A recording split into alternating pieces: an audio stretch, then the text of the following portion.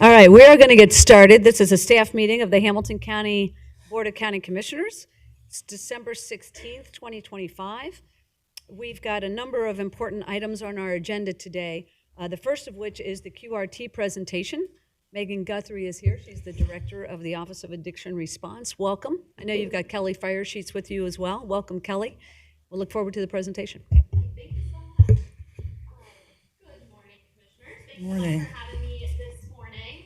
I know you all see me a lot throughout the year, but it's actually been since last August that we provided a formal quick response team update, but I have some exciting data to share with you this morning, and this is a retrospective study for some of our participant outcomes for 2 years of QRT services. So I do have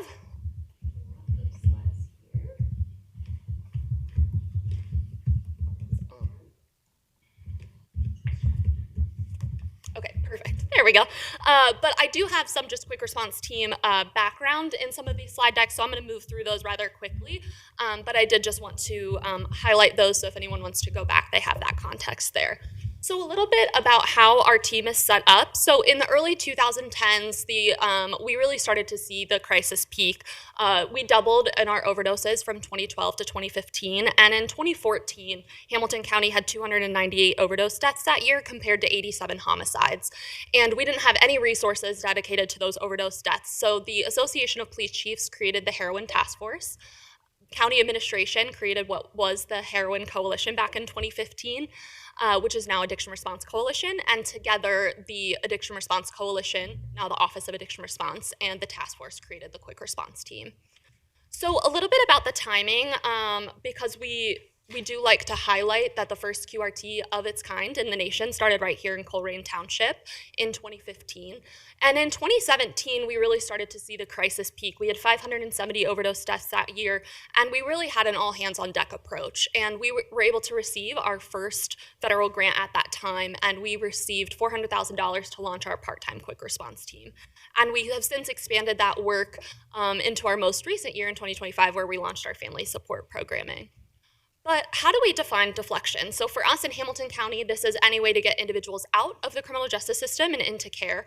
And it's always a fun fact for us to highlight that since deflection really got its start here in Hamilton County, there's now over 1,000 different deflection programs throughout the United States, as well now internationally as well. So we always love to give that shout out. So for us, once we get an individual connected into care, those services, that care could look like treatment, recovery supports, housing, and also social determinants of health. But we primarily focus on substance use disorder, but that could also be for mental health co-occurring disorders, as well as unhoused individuals. So deflection has 6 pathways. So these are 6 ways that you can get an individual out of the criminal justice system and into care. And we always say when you've seen one deflection team, you've seen one deflection team, because deflection can look different. One team might just focus on one pathway, another team might grow to embrace all 6 like we did here in Hamilton County. So these are Hamilton County's deflection pathways, and these are the variety of programs that we have under each of our pathways. Now, just due to timing today, we're just going to focus on 2 of the pathways, our active outreach pathway and our post-overdose response pathway. So just a reminder with our quick response team, we always respond in a co-responder unit. So it's always a law enforcement officer with a navigator, and that could be an individual with lived experience or a behavioral health specialist. And we are working to get them into those essential services within the continuum of care. So first, with our post-overdose response, this is really our main pillar, and we receive referrals from law enforcement as well as fire and EMS, and our team conducts door knocks 3 to 5 days post-overdose. We do a minimum of 3 in-person attempts to try to get that individual linked to the care that they need. One of our hardest things in the QRT is finding people, and so the launch of our QRT brought to light a lot of those challenges that we face. So we introduced the Fusion Center to help do workups, and I'll have a larger photo of what the workup looks like, but all the addresses, phone numbers, next of kin information to really help us try to make those contacts with the individuals, as well as social media and other outreach. So once we make contact, what can we do? So the services provided to the quick response team. We can do the linkage to care pieces. We also have harm reduction materials. We've added those wellness checks, and really our navigators being those champions for recovery, and really walking them through every step of the way.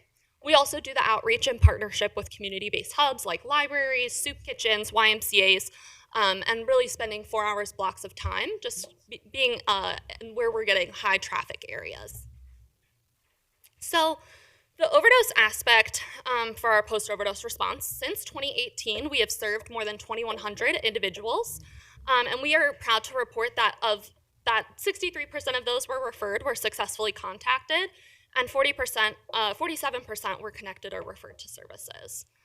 Now, our partners at the University of Cincinnati were able to dive in deeper into the public safety to look at the arrest rates, but also by contact type. So QRT referrals, for those that did not have any contact with the QRT, were arrested at a rate of 29%, where those that had at least one contact, their rate of arrest dropped to 21%. Now, looking at that in a different way, they also did a controlled study. So imagine having 2 individuals that experienced a non-fatal overdose within Hamilton County. One person was never successfully contacted by the QRT. The other had at least one conversation. Over the next year, the person that never connected with the QRT had about the same chance of being arrested as before. But the person who did speak to QRT, even just once, had roughly a 30% less likely chance of being arrested during that same time frame. So that really emphasizes that even just one single contact with the QRT is making a difference. So really the focus of the post-overdose response retrospective study was looking at this hospital encounter data. So we were looking at outcomes in calendar year 22 and 23, and we looked at this 1 year prior to engagement, so the year 2021, and 1 year after engagement. And of those, the hospital data set, they were able to look at 651 individuals that were referred to the post-overdose response pathway. And following contact with the QRT, there was nearly a 22% reduction in overall hospital encounters and an even more significant 32% reduction in substance use disorder related encounters, resulting in an almost $5 million in cost savings. We were also able to look at this through behavioral health categories, and we saw a 32% reduction in acute psychiatric crises or hospital utilization for behavioral health. We were also able to do the same for substances, and we were able to reduce hospital visits by 76% due to the non-fatal overdoses that they had in a variety of different categories, so looking at the variety of different substances that they might have been using. We were also able to look by payer type. So nearly 65% of the encounters for those individuals were on Medicaid. And then as we started to look at the overdose runs, we were looking to the Centers for Medicare and Medicaid on their ambulance services. And this is what our Cincinnati Fire Department uses to set their rates for their average cost. So the average cost for government agencies is around $3,100. So that is the cost calculations that we're using in the following slides. So for our overdose runs, we witnessed a total reduction of 542 overdoses, resulting in a cost savings of $1.6 million. And to give you a sense of what that looks like, factoring in both hospital encounters and ambulance runs, so our team costs roughly $200,000 per QRT unit. So this is, again, just focusing on one unit. We have 4 full-time units. So those are $200,000 per year. And that also includes both salaries and supplies. And we looked at around a $6.2 million in net savings just on that post-overdose response pathway over those 2 years. The last pathway that I want to highlight for you is our Holistic Outreach for Priority People, HOP. And so this is our long-term intensive case management program that we do in the Price Hill District 3 area. And our goal was that if we could reduce overdoses by 10% in Price Hill, we would see that translate to 10% overall in the county. We started out focusing on 14 individuals that were responsible for over 25% of the calls for service in the area, and we've since expanded to over 150 individuals that we're now serving. So each month our partners get together and we receive a map from the Fusion Center.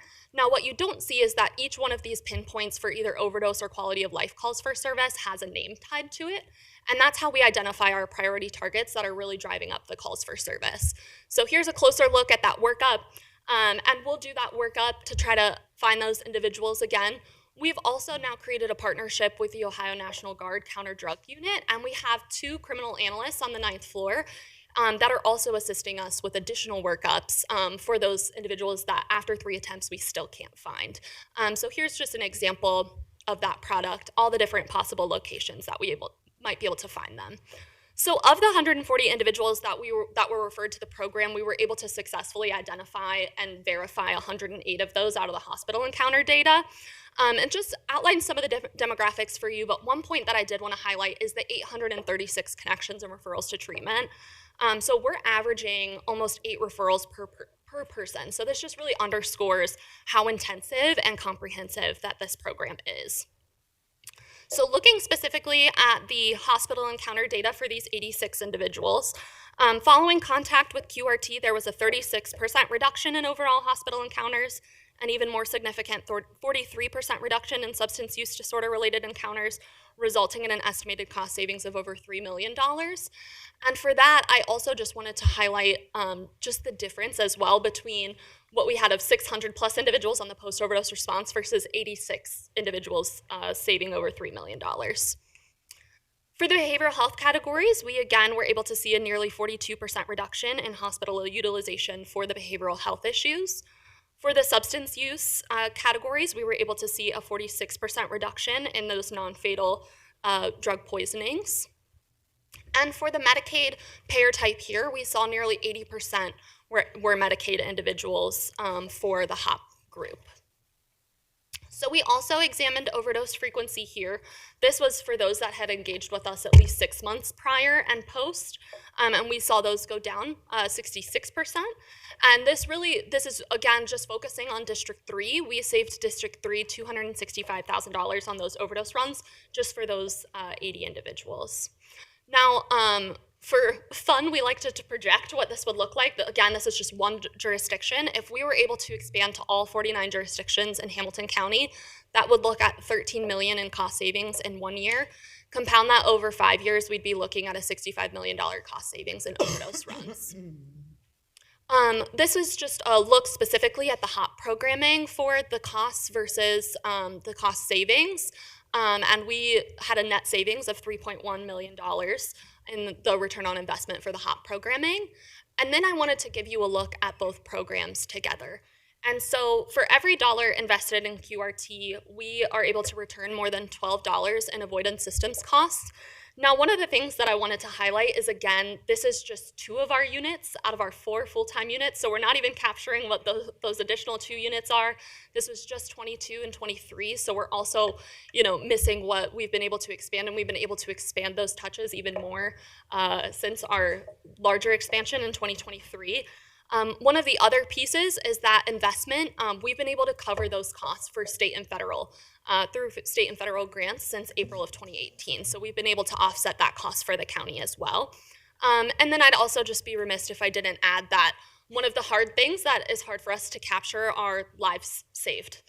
So I don't have the slide in here, but we are projecting to be under 200 deaths this year. And, for us, it's always amazing when we can highlight those cost savings, but that is one of the pieces as well, is just the impact that our team is having on the community each and every day through those meaningful encounters. Just wanted to give an overall program. So this is all of our units across all years. April 2018 through the end of November, over 27,000 inbound referrals, almost 35,000 interactions, over 55,000 harm reduction materials, and over 1,500 community events. I also just want to give a shout out to our team. I always get to come up and brag about them, but I wanted to just highlight our team and the amazing work that they're doing each and every day, as well as our partners that really made this study possible. So the University of Cincinnati, the Health Collaborative, and Cordata. So thank you all so much. Happy to answer any questions. All right, well, that stack of papers in front of us was deceiving, Megan. Told you. You did a very nice job Told of you. getting that information. And there's a lot here. I mean, I think it's a lot to take in as we have these periodic updates related to the quick response team and HCRC in general. And when you talk about those broad impacts, HCRC and all the partnerships that we have throughout this community have really made a difference, not only in saving lives of individuals that suffer from addiction issues, but rather also reducing the stigma in this community and allowing people to talk about addiction in a way that we haven't been in the past. And I think that really has made a difference. So I'm familiar with most of the information, so I appreciate you coming in and bringing it. I do, one thing, you highlighted a lot about the cost savings to the hospitals, to the city of Cincinnati, to the sheriff. I mean, for all of these runs that folks are going on related to overdoses. And I think it's important to note that. I appreciate that perspective. The other piece, and you mentioned it towards the end, is that you're saving lives and saving families and getting people into recovery in a really strategic way, because this Price Hill project was a project where you identified those that were involved in most of the runs and the highest need individuals, and took a strategic approach there, knowing that that would impact not only the Price Hill community, but the larger community when it comes to reducing overdose deaths. So I really think it's important to note that as the quick response team and as the Office of Addiction Response has been in place, there has been a response to what you're seeing on the ground, and your ability to respond to that, I think, is really important. There's a flexibility built in to the organization. So thanks for your work. Thank you for being here. Really appreciate it. I'm going to turn it over to Commissioner Sumro Dumas. Thank you so much for your report. It was absolutely excellent. You can give a report, but if you don't have the data, it's one thing, but the data was just awesome. The impact is unbelievable. I remember when we went over to cut the ribbon for the QRT team, and now what they've done. I see on the back your team, and you were saying the QRT units are 200,000 a year? Yes. How, I mean, for all of these people, or how does it? Yeah, great question as well. So some of those officers are part-timers as well. So that's been a strategic pivot for us as well, is to do retired rehires. That helps as well. So we've got our navigators. So we have 4 vehicles, so they can go out into the field. We also have some navigators that are able to do some court outreach as well. So the part-time helps offset costs with the hours, but yeah, we've got an amazing team and some consultants as well. That we have a family support counselor who serves as a consultant. Absolutely, you are definitely leveraging the money that you have, and it is working so well. So keep doing what you're doing. Thank you. Thank you. Commissioner Reese? Thank you. You give us ongoing updates, and we appreciate that. And the work that's being done is groundbreaking and is a national model that others are coming here to learn how we do it. I like the fact that it's nimble in terms of being able to change, because some of the addictions change. And I can't help that we're talking about this today, and at the loss of actor and producer and director Rob Reiner and his wife, and what's going on with their son, Nick, and they did a whole movie about his experience and how addiction can hit any household. It's not, it doesn't matter in terms of your income. It is destroying families. I wanted to ask about the African American Work Group. I know when I first got elected, one of the first things we had was a press conference over in Walnut Hills. I think it was at UMaDOT. Yes. And the thought was African Americans were not really talking about this, and then trying to convince pastors to be able to adopt this. And there were several meetings. And I know that Danielle that works on that, and one other pastor, they had some concerns about, at that time it was, okay, the African American Work Group, we're working together. What is going on, or is anything going on? Because I was told that they were looking at maybe diluting that, and Danielle was concerned about it. Some of the pastors were. So I don't know, maybe they don't know what our plans are. What are the plans for the African American Work Group? Yeah, we just had our retreat last week for the coalition. The African American Engagement Work Group has expanded to 17 churches. They just had 2 new ones join on board.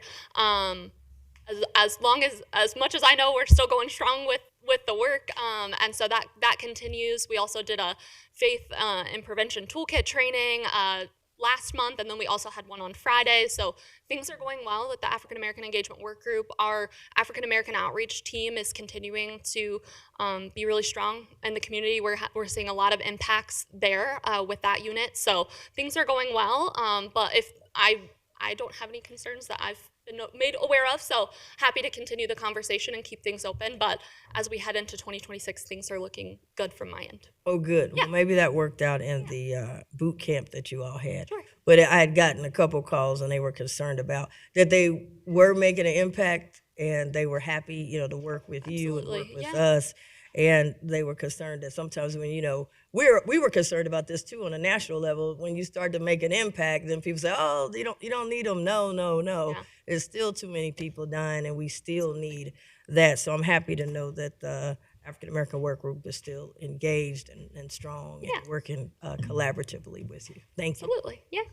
I do want to just note that the African American Engagement Work Group actually has been elevated in the organization and sits on the steering committee through the individual of Danielle, as you mentioned. We did not have that a year or two ago, so we've actually elevated the voice. So hopefully that will, but if there are concerns, certainly we need to know that. Let us know. Right? Yeah, well, us maybe posted. they've been worked out. Yeah, we're Since they're expanding, elevated. actually. So, Yeah. okay, That's good. great. Yeah. Very good. All right. Thank you Thank so you much so for much. the presentation. Thank you, Appreciate it. Kelly, for being here as well. We'll move on to our second presentation, the Cincinnati-Hamilton County Public Library presentation. Paula Brem-Heger is here with her team. Welcome. Glad to have you in the house. Thank you so much. Morning, everyone.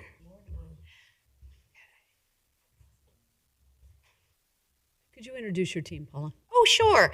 Well, I'm Paula Bremheger, and I am the Eva Jane Romaine Coombe Director of our Cincinnati and Hamilton County Public Library.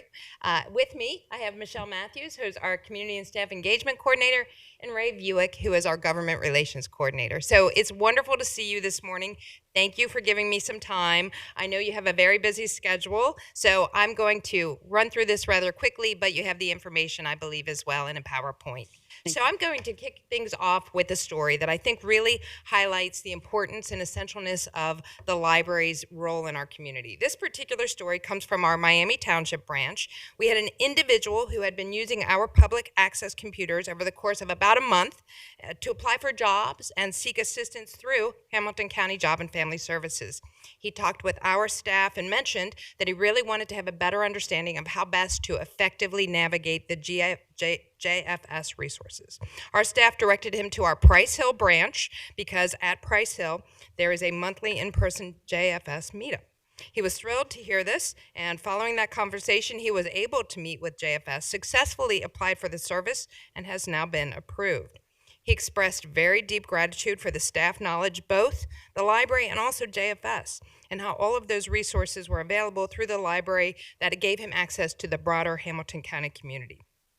We hear stories like this every day at the library, which I really think emphasizes our collaborative approach to service and how much we amplify all that's available for our residents so that we can all thrive and live and connect together here in our community.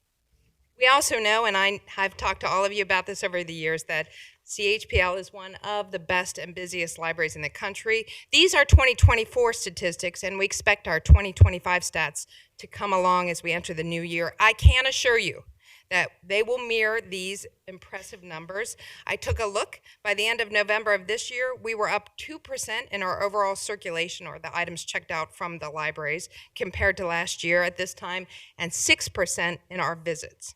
So there's no doubt we are a library that often punches above our weight. This year we hosted an international conference with the Urban Libraries Council, bringing hundreds of library directors and board members to our city from across North America, where they could learn what we're doing in Hamilton County. Also, it's worth noting 2 of our staff members, including Ms. Matthews, were recognized this past year in the industry as being Library Journal movers and shakers. So that's a very impressive honor as well. We're pleased about that.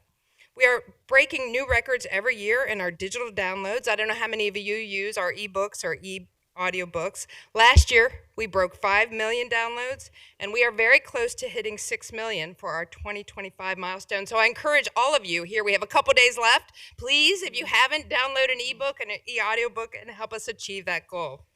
Also, space is an invaluable resource. You can see here, we note the circulation, the visits, 4 million visits, and also 17 plus years of continuous use of our meeting space. That translates to over 155,000 hours booked in our meeting rooms.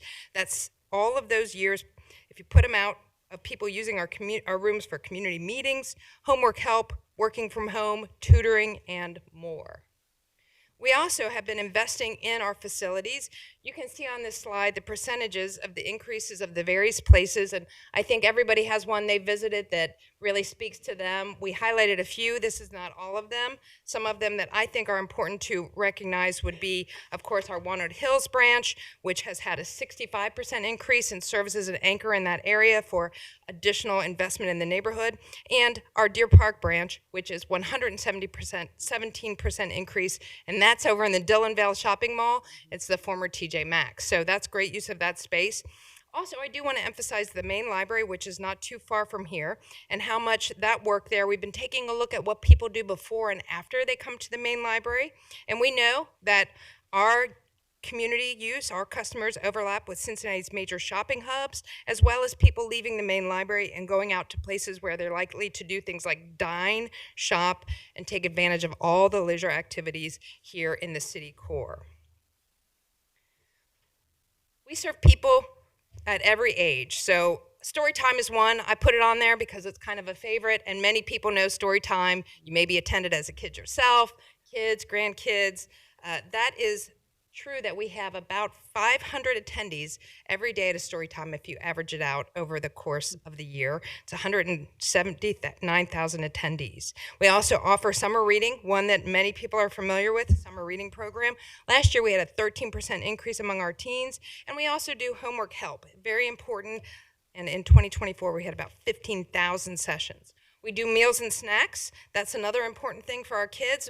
We do that at 18 branches, and for the meals and 32 for the snacks. This is supported with dollars from the federal program, the USDA, and also supplemented by our library foundation. We do a lot of tech assistance. That has grown as the need to help people understand how to avoid scams, how to understand to use their devices, text, internet searches, accessibility apps. And finally, I do like to highlight our service for our seniors. We have the senior lunches. That's one that has been incredibly successful over at that Deer Park branch. Over 1,100 meals provided to 156 seniors, and that is through the ICRC Dupree House Meals on Wheels is our partner there. Average age, 74. We also do something called Memory Cafe, and that is a supportive gatherings at a couple of our branches for people with memory issues and their caregivers, where you can come to receive resources, support, and perhaps most importantly for many of the caregivers, socialize with others where you feel comfortable doing so. We meet people where they are. You know, schools and education, that's a core foundation. Literacy, helping young people enjoy reading. We served 571 educators at 89 schools and daycares. That's about serving them for resources, but also making deliveries of actual books and materials to those schools. We are a very important service for schools. We also, of course, serve homeschool parents and a variety of other daycares, as I mentioned.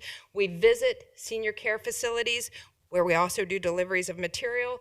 And finally, I do like to point out that we actually do deliveries to people who are homebound, 160 individuals a month, because some people just cannot get out to the library. We want to make sure they also have the service that they need. We are very, very important when it comes to job seekers, workforce development, and powering small business growth. Nationally, we know about half of all new business founders use a public library resource in their startup process, and we certainly see that at our libraries. We see every day people who run small businesses use our libraries as essential resources to keep their doors open.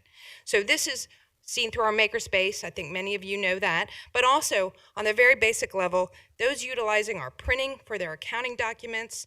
I mean, I don't have a printer at home. I don't know about you anymore, but if I need a piece of paper, I too go to a library. Computer access, free use of high-end design software in our makerspace, and more.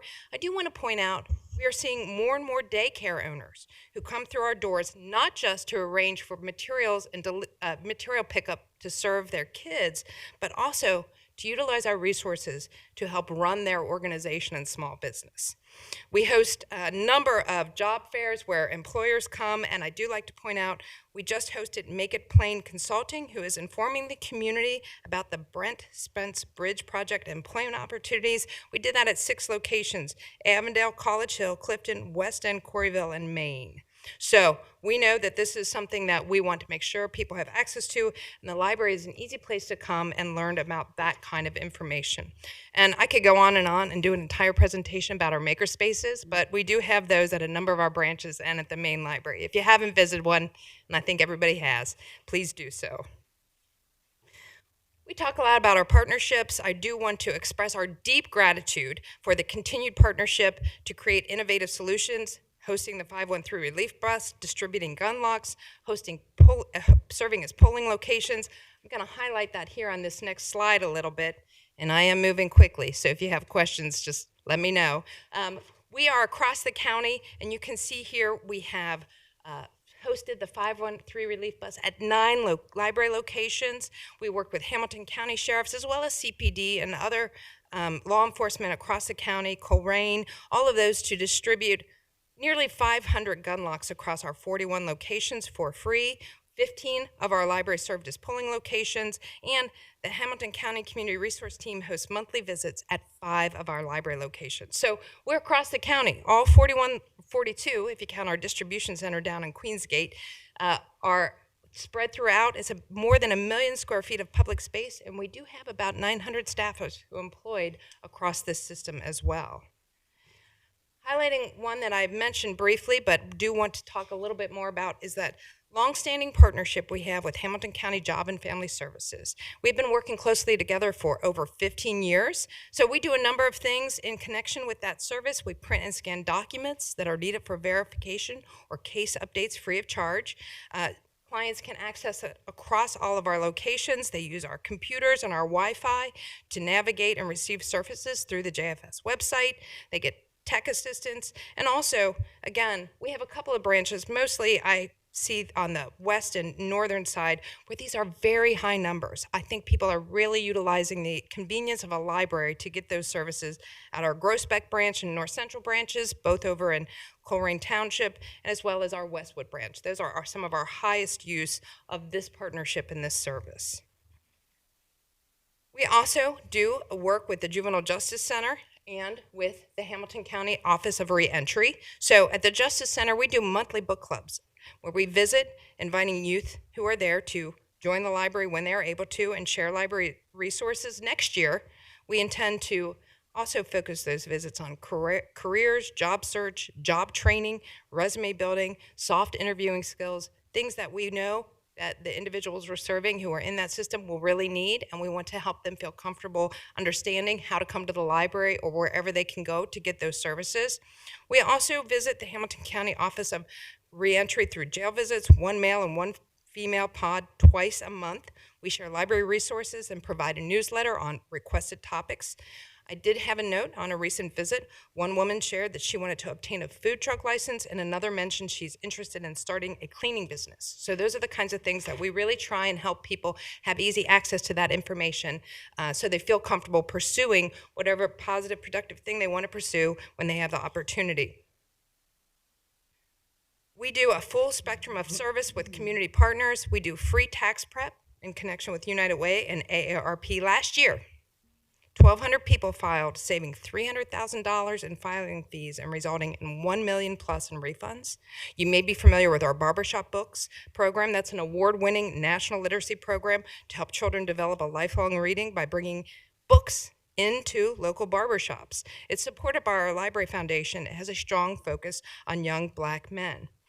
We have our Community Resource Guide, which is a free quarterly guide to the area's various social services created by library staff. And I did have to put America 250 because I do serve on the county's commission, and we have actually got a meeting later today. So that's a big focus for us as well next year.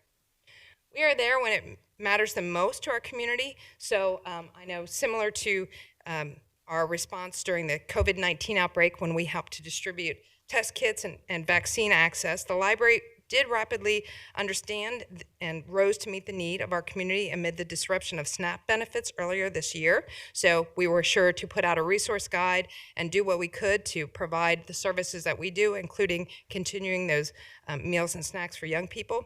2 other programs in that we use to combat food insecurity.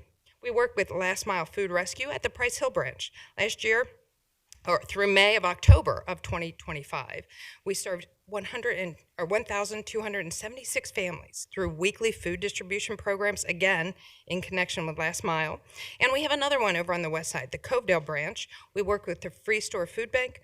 We provide 58,000 pounds of food to nearly 8,000 individuals through the monthly distribution program that has started in 2023. As expected, the library is central to as being a civic engine for promoting culture, connection, and commerce. The Cincinnati Black Music Walk of Fame this past summer, the main library hosted a vibrant celebration to honor the newest inductees. A special event marked the addition of our 4 original stars to the library's collection. If you haven't seen them, again, we invite you to come on over, accompanied by the unveiling of supporting exhibit that celebrated the full depth and legacy of Black music in our region. We also just hosted Books by the Banks. Over 3,000 attendees came down to the main library for this free annual book festival featuring 100 plus national, regional, and local authors. I do want to particularly mention our 67th Veterans Day commemoration. We were designated as a Veterans Memorial Library in 1955 here at Maine. So this year's event began with a proclamation by Hamilton County Commission President Denise Driehaus. Thank you very much from all of you. And it featured the rededication of our main library to our Hamilton County veterans. Finally, I want to end with this picture, which is from this year's Mission All In, our 3rd annual Warming Cincinnati event. We do that in partnership with Turner Construction, the Hamilton County 513 Relief Bus, and Holding Hands. This year it happened on Tuesday, November 20th. We had 33 county and community services present to give their information and help attendees, and we had 1,000 attendees in 2 hours. So that was a whirlwind tour of the library in 2025, and I appreciate the opportunity to come and talk to you and give our highlights. I am happy to answer any questions. Okay, thank you. That was a whirlwind tour. It was great. It took us all over the county. And with so many partnerships, it's hard to get that all in. But that, I think, is the standout for you're a library system. You're doing the basic services and what people expect of libraries. But these partnerships make you so unique and your reach so much broader as you partner with all these different organizations throughout the county. So thank you for doing that. You highlighted it. I wanted to highlight when during COVID, you were really critical in getting test kits out to individuals. A friend of mine just said she picked up a test kit at the library. Are you still doing that? We have You are. we had cleared out what we got from the state, and we still have some that we get, and we provide that service. Amazing. And to your point, that's the thing that COVID really brought home when we started that. So many people know where a library is, and people intuitively understand, at the library, how it works, that you come in and you ask, and we do our best. So I think it is a little bit of a seamless service, and that demonstrated that. So I had friends who hadn't been to a couple libraries in several years, and they said, I went through the drive-through at the library and picked up a COVID test. And they were sort of stunned about the modern options at their public library. And so did I.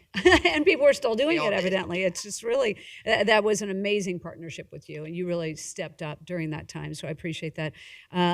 I think it's impressive, too, that your numbers are up in a time when we don't feel like people are reading books, right? Because people are on their computers, on their phones. And so that makes these numbers even more impressive, especially with young people, in getting in there early on to make sure that kids have access to books, but also enjoy books, enjoy reading books. I've been over to the main library, and it's just packed all the time with kids and young adults.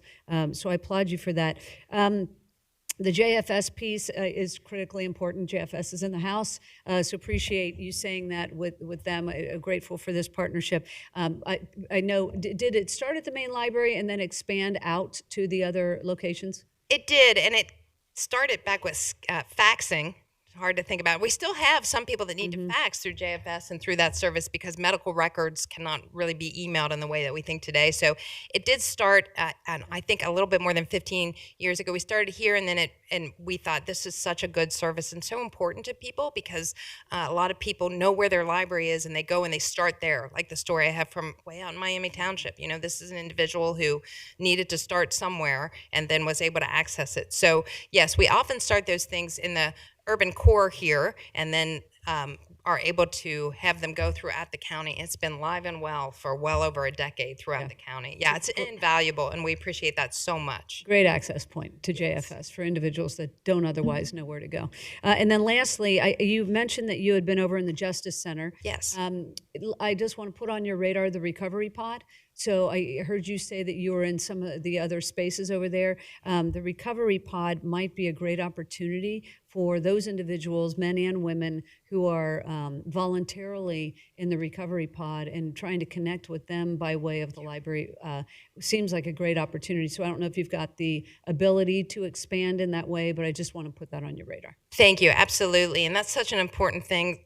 Sometimes we like to say we're the first stop for people as they're trying to find a new avenue for what they need to do or what they want to do. So trying to have people understand that when they are in a situation that is not in crisis, but they're in treatment, is really a great idea. So appreciate that very much. And we've had quite a bit of luck, I will note, with the Juvenile Justice Center project that is about a year. I had a story actually from Michelle here who said our staff at the main library has had kids come in, and people say, well, can we help you? And they'll say, well, I'm here because they invited me to come on over. So I think that's really such a small thing in some ways, but so big for a lot of people who really need an anchor in their lives. Yeah, thank you so much.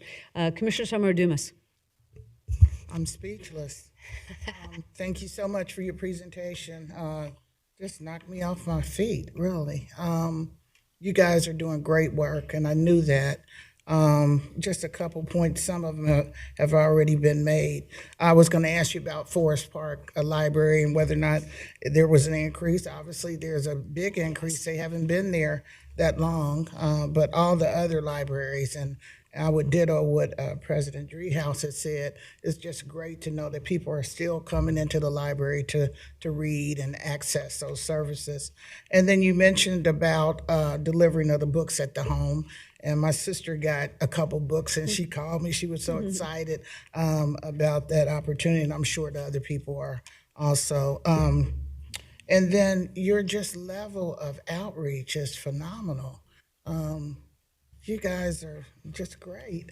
And so this was unheard of years ago. And so you just come in the library and get a book and go home. And so anyway, and also you mentioned about the seniors and the senior lunch. Yes. And I forget what you called it.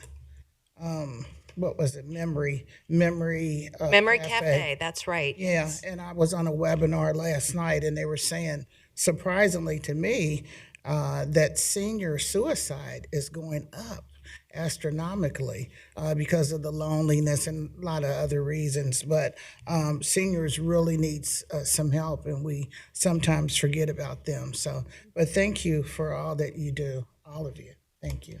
Absolutely, appreciate that. And I will note that Forest Park, it is also those meeting rooms and the maker space, but the senior activity at Forest Park, you've been in Forest Park, I know you've all been there. You walk in and there's a little area that's a great place to sit, and there are informal groups of seniors, retirees who come there, and they're there every day, and they're socializing and talking up there. So there are the formal things we do, and the space is really important for informal activities as well.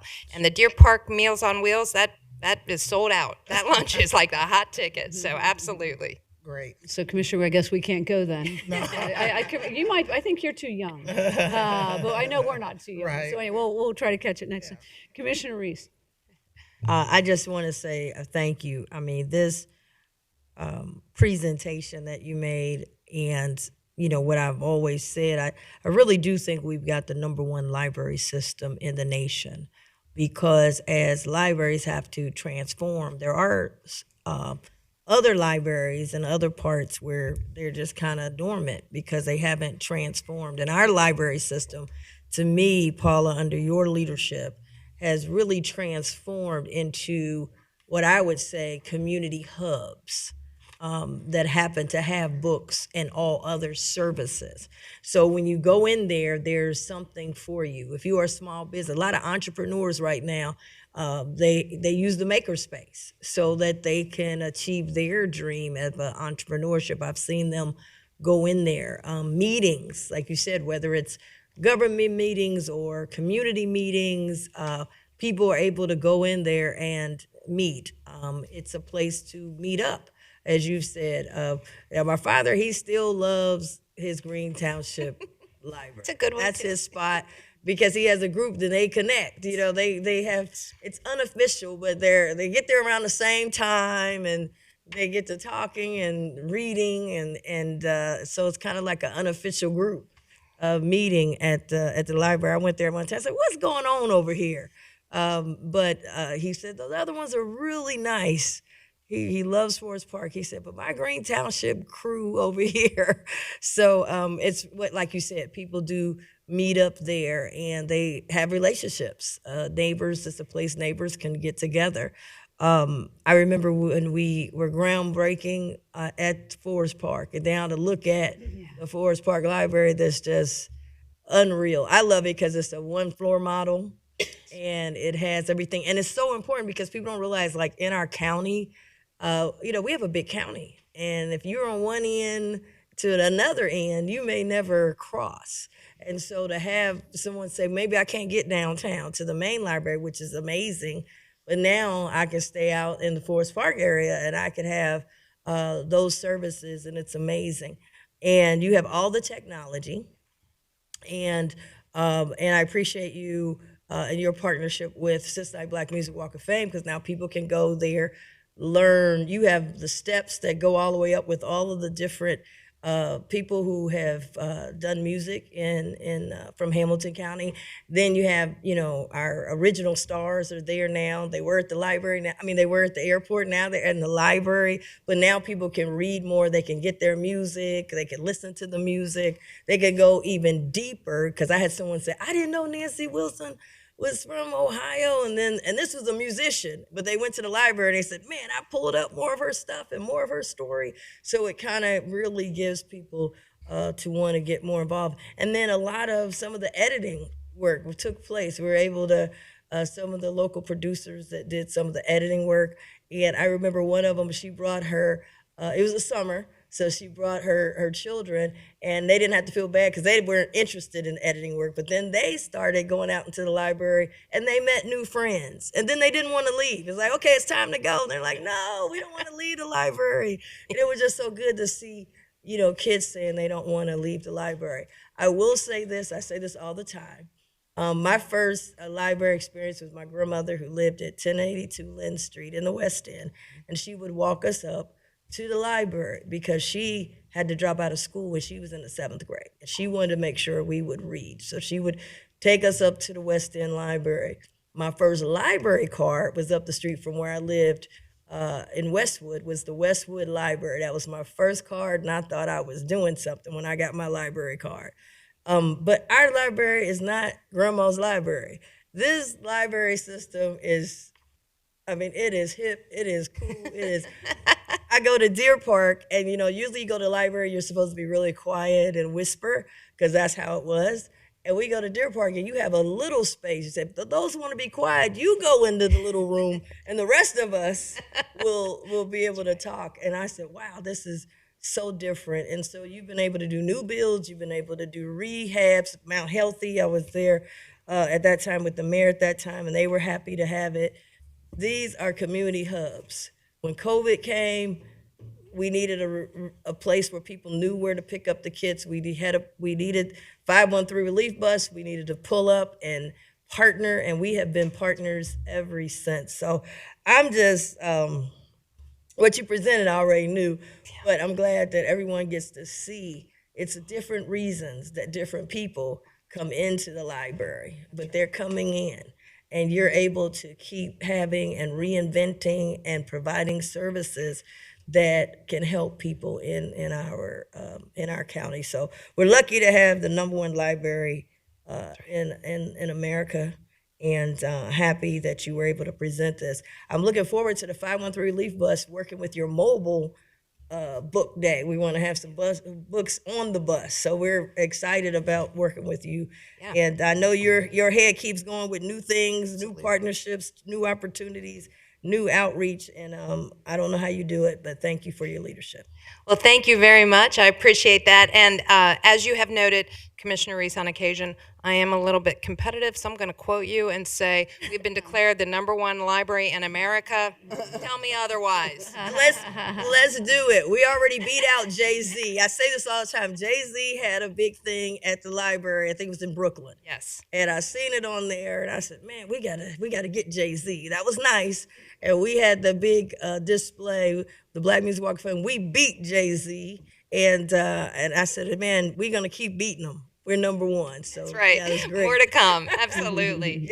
Thank you all for your time today. I know you have a busy day, but I appreciate the opportunity to come and talk. Thank you. Thanks to Michelle and Ray also for joining. Appreciate it. Thanks, Thank Paula. you. Thank you very much. All right. So our first 2 items were very uplifting and great. Lots of, I mean, there's so much good going on in Hamilton County. But now we're going to move into the budget discussion. And no offense, Jeff Aludo and Michael Patrick. I don't know how I can take that any other way. Let's take it talk that budget way, yeah. instead. Yep.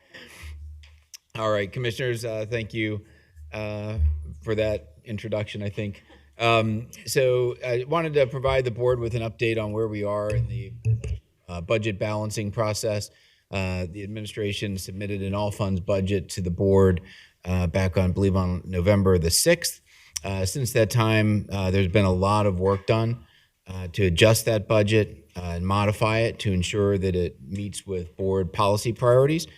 So for transparency's sake, in advance of what I would hope to be the potential of passing a budget on Thursday, I'd like to walk you through where I believe we are at this moment in time for the general fund budget. And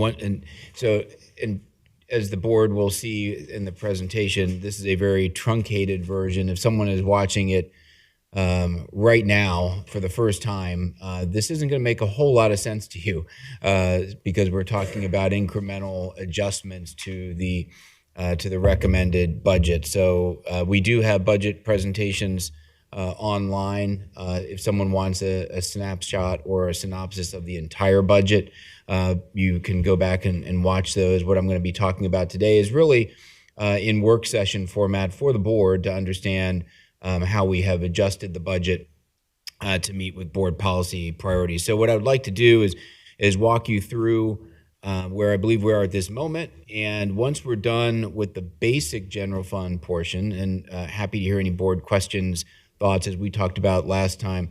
I think Commissioner Summer Dumas had a question about the timing and the fact that we have in fact made changes in the past to the general fund budget and the all funds budget up to the time of passage. So this does not, what I'm about to present doesn't necessarily mean this is where we're going to land. This is just where we are at this point in time.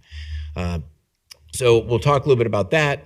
And once we're through, I would like to transition into a discussion on a specific restricted fund, levy fund that has a unique ability in 2026 to impact the general fund, and that's the Children's Services Levy.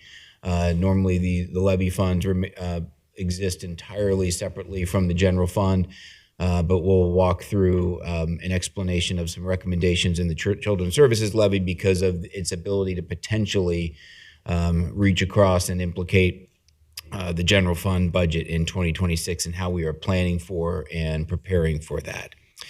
So with that, commissioners, I do have a very brief presentation for you this morning. I do want to thank everyone who's been involved with helping us get to where we are right now. And that includes, of course, the county commissioners and specifically your chiefs of staff and the budget office that have been working together over the past several weeks to reconcile the budget, get us to where we are today. So I will start off just by saying that we began the budget process with a general fund recommendation of approximately $402 million. So I'll walk you through the adjustments to that budget, recommended budget. First are some changes in revenues that we have realized since the submittal of the budget in early November. There were some new estimates that came in from a sales tax perspective that allowed us to, we had a couple of decent months that allowed us to up our receipts estimate for 2026 to approximately 1.8 million. Following the November treasurer's Investment Advisory Committee meeting, we adjusted our interest earning number by $3 million. We also further reconciled the elections reserve and realized that we'd be pulling back in about $1.5 million of the election reserve in 2026. Sometimes we put money out into the elections reserve, sometimes we bring it back in. And this particular year, we'll be bringing it back in. We also had some net negative changes to our revenues. Indirect costs, we had a reduction from our final estimate of about $446,000. And we also, based upon the administration's read of board policy direction at this point in time, have removed the additional mill of transfer tax, which is currently estimated at $4.8 million. So those are the changes to the revenues, commissioners.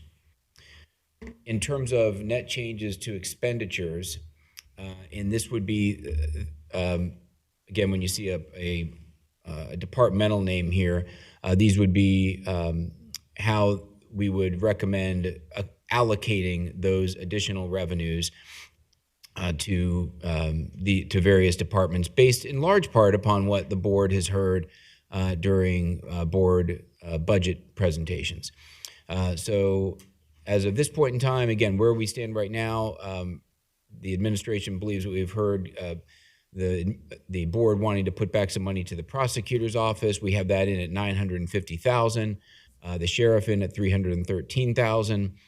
We have some technical services related to some of the IT operations that we are involved in, $250,000. The Veteran Services Commission, we had gone back and forth with them a few times over the course of the budget process. They initially submitted a budget that was around $3.8 million.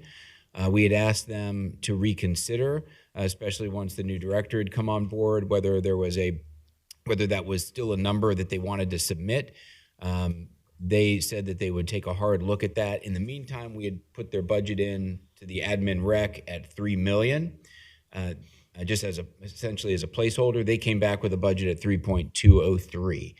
So this $203,000 aligns with the Veteran Services Commission budget. There is an insurance item that we needed to pick up in the general fund budget as well at $129,000. There is $100,000 in for building futures. There is $75,000 additional in for probate court based upon a need that they had expressed, and there is $45,000 in for the public defender. We also, commissioners, finally have some additional what we would call general fund earmarks. So these are, I would qualify, these are things that the board asked to be additions to the budget, but I think everyone is taking the position that they're things that the board would like to continue long-term, but recognize that we're not 100% certain as to the ability of long-term sustained revenues to support these. There is a thought that if revenues do improve, that there could be the room for these, but they are things that the board did not want to lose immediately in 2026. So we put these in as one-time general fund reserve earmark so that we would continue these next year, and we would monitor revenues over the course of the year to see if they could be sustained in 2027. The first of those is a $1 million allocation to affordable housing programming in the county.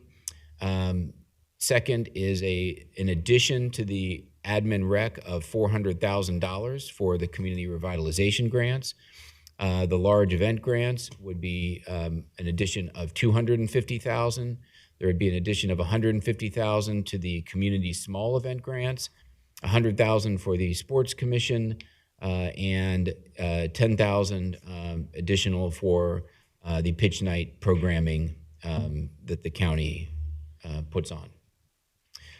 So I believe that was my last slide, commissioners. So that is the overall reconciliation as of this point in time. Again, this could change over the course of the next couple of days, but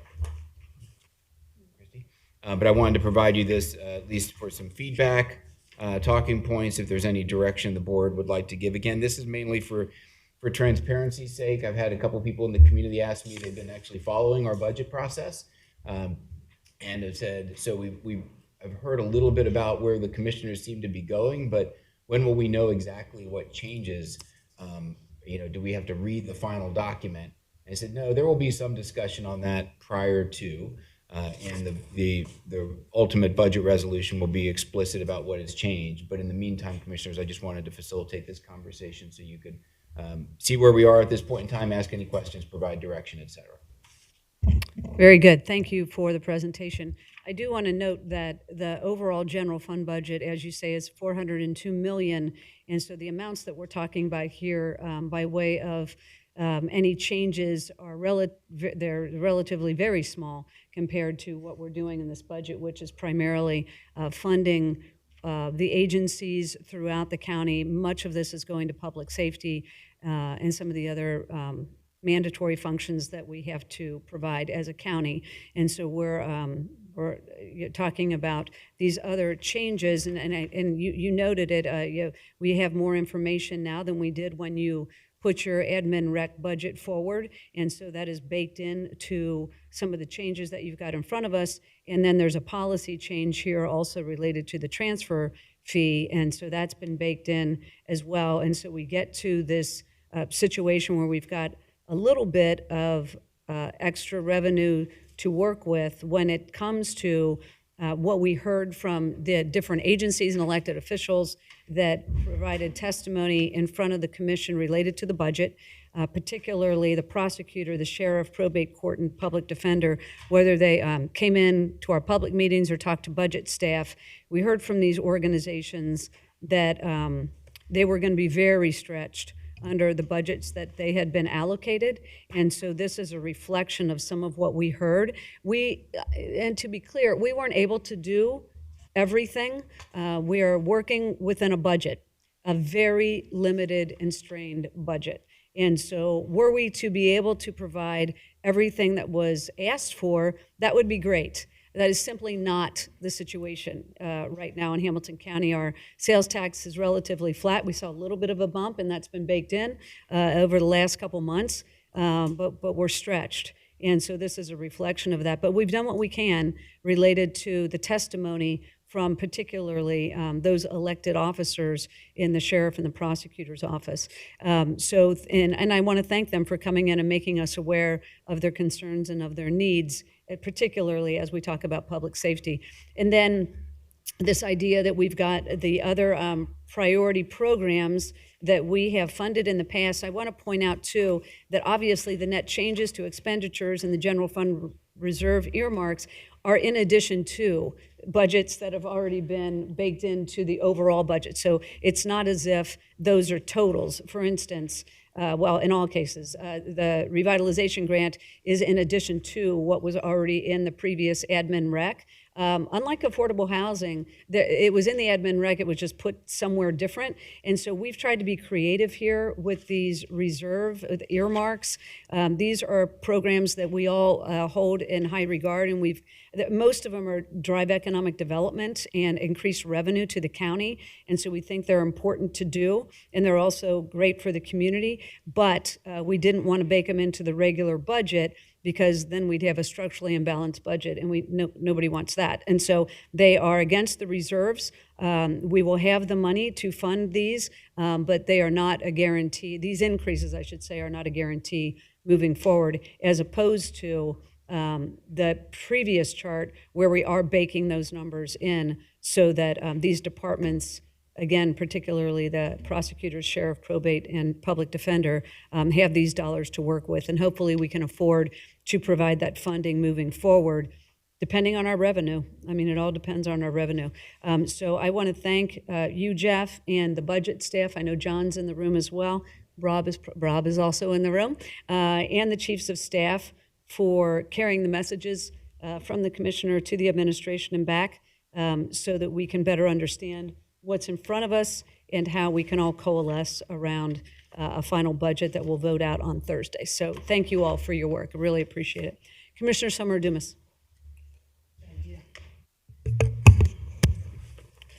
So these are additional funds, and so I was looking at the list under general fund reserve earmarks, and the majority of these that are listed, I think all of them, were through ARPA funding. We decided to start funding these things, and we're obviously continuing to fund them. I'm not in agreement with that, but I'm trying to understand when we have some greater needs, like we'll be coming forth with Job and Family Services and the possible levy and being sustainable ourselves as far as the general fund and also not going into the reserve. So, and my chief has talked to me about it, and I've agreed. So it's not like this is out of the blue. I mean, I knew about this, but I don't agree with continuing at this level. The revitalization grants, the large event grants, small event grants. Even pitch night was great, and I loved it. And is it something we can sustain? Not specifically pitch night, but all the other ones. So I was wondering, Jeff, thought we had talked about, are the chiefs going to meet again on this budget, Bishop? They are. Okay. I just was a little surprised that, like, Inspire, I thought we were going to add a little, it's not even on here, Inspire. So Commissioner, Inspire is under the Children's Services Levy. So the amount that we, and that'll be in the next presentation, the amount that we put back for that is in that, that would not be out of the general fund though. Yeah, I saw a reduction with in the JFS levy. Yeah. So I thought we were going to undergird that somewhat in our levy to make it whole. I thought we would be adding at least half of it from our levy. Because they were going to fund, not they, but JFS was going to fund half of it. And maybe that's something that we can talk about later, or the chiefs can talk about. Because as we all know, it had such a great impact. And I'm sure we would not want to lose that opportunity to continue that effort. I have one other question, affordable housing. There was an addition, the money that we set aside for tiny homes. Is that still in there? Last year, remember we added another $1 million, and so I see here's $1 million added. Does that cover the veteran homes that we? So the initial tiny homes funding was ARPA funding. This funding is generally for affordable housing, subject to board policy direction. So if we want to, if we want to put that, the idea was to provide it to CDF to leverage with their other affordable housing tools. But if there's some board policy direction that comes along with that, that's something we can discuss through the budget process and later as well. So what did we do with that $1 million that we had thought about for veterans housing? Did we just throw it in the pot to use somewhere else, or what? No, I think the $1 million is still out there in ARPA. So I think that is still in the process. So if as a tiny home project were to come up, that's still something that could be used. So that money is still there and in process. Okay, because I know when I talked to CDF, they were wanting to use $1 million for other purposes, other types of housing. I think. Well, yeah. We're still I'm sorry. committed to veteran housing, as far as I can see. Yeah, and you're right, Commissioner. They had come to us with some plans and had talked about if something else did come up, that they could pivot that funding to something else, something related to veterans, et cetera. But the money is still there. Okay, that's all I have. Thank you. Commissioner Reese? Thank you. First, I'm happy that the real estate transfer tax is out of this. Obviously, this is not the final. The final is not until it's final. But I'm happy to see that it's been taken out of here, the additional tax, closing costs to sell a home. The other thing, though, I do want to ask is, I want to go back to the $2 million that we had taken out one-time money, and it was not out of the reserve. It was out of the an additional fund that we had, and we took 5 and 2. That was 7. What was the reserves minus the 5 and 2 that we took out of interest earnings to put in the reserve? Because I see that as separate. It's like we were going to do Sundance, but it didn't happen, so we should have $2 million, because we would have, if it did happen, we'd had to come up with the $2 million this year. We wanted to do the soccer, women's soccer. It didn't happen. Unfortunately, we all supported it, but it didn't happen. And to me, that's 5. 5 and 2 is 7. And for me, I feel like that would be separate from the reserve, because that didn't come from the reserve. It came from interest earnings. So what is the reserve outside of this $7 million that really, if these two things had happened, we would not have the money? We would not have that money, particularly 5, 6, Yeah, 7. so let me try to walk through that. So the Sundance and the NWSL money that was allocated at this time last year was done as we projected interest earnings coming in above what the administration believed was an amount that we could sustainably count on for operations. In terms of that revenue source. So we believe that we're going to get a certain amount in interest earnings, but only a portion of that did we believe could be counted on sustainably over the long term for operations. And that's important because we don't want to overestimate that amount, because if interest earnings start to slide off like they are starting to do, we don't want to plan salaries and other things that at a higher level and then have to do layoffs. No. So We're not talking about salaries, but I want to get to this one point. If this had happened, we would have had to pay it. So are we saying that we voted on something that if we would have got Sundance and if we would have got the women's, we could not have paid out those dollars? No. So we projected an amount, roughly $20 million, that would come in that would be over and above the sustainable amount for interest earnings. Based upon the last meeting of the Investment Advisory Committee, we believe that that amount will come in. Those dollars are typically reconciled in January, early February of next year, of the following year, and will in fact fall to the reserve to be programmed usually towards the capital project needs, one-time needs of the county. So those dollars would have come out of that addition. So that's how that. Okay, so take away that. Let's pretend what we voted on, we actually paid for. $7 million would be gone. Correct. What is the reserve? Because a lot of times what happened when I asked about the $7 million, you say, oh, it's open reserve. It can't be reserved. It wasn't reserved before. If we had got Sundance, we'd had to write a check for $2 million. If we had gotten the women's soccer, we'd had to write a check for $5 million.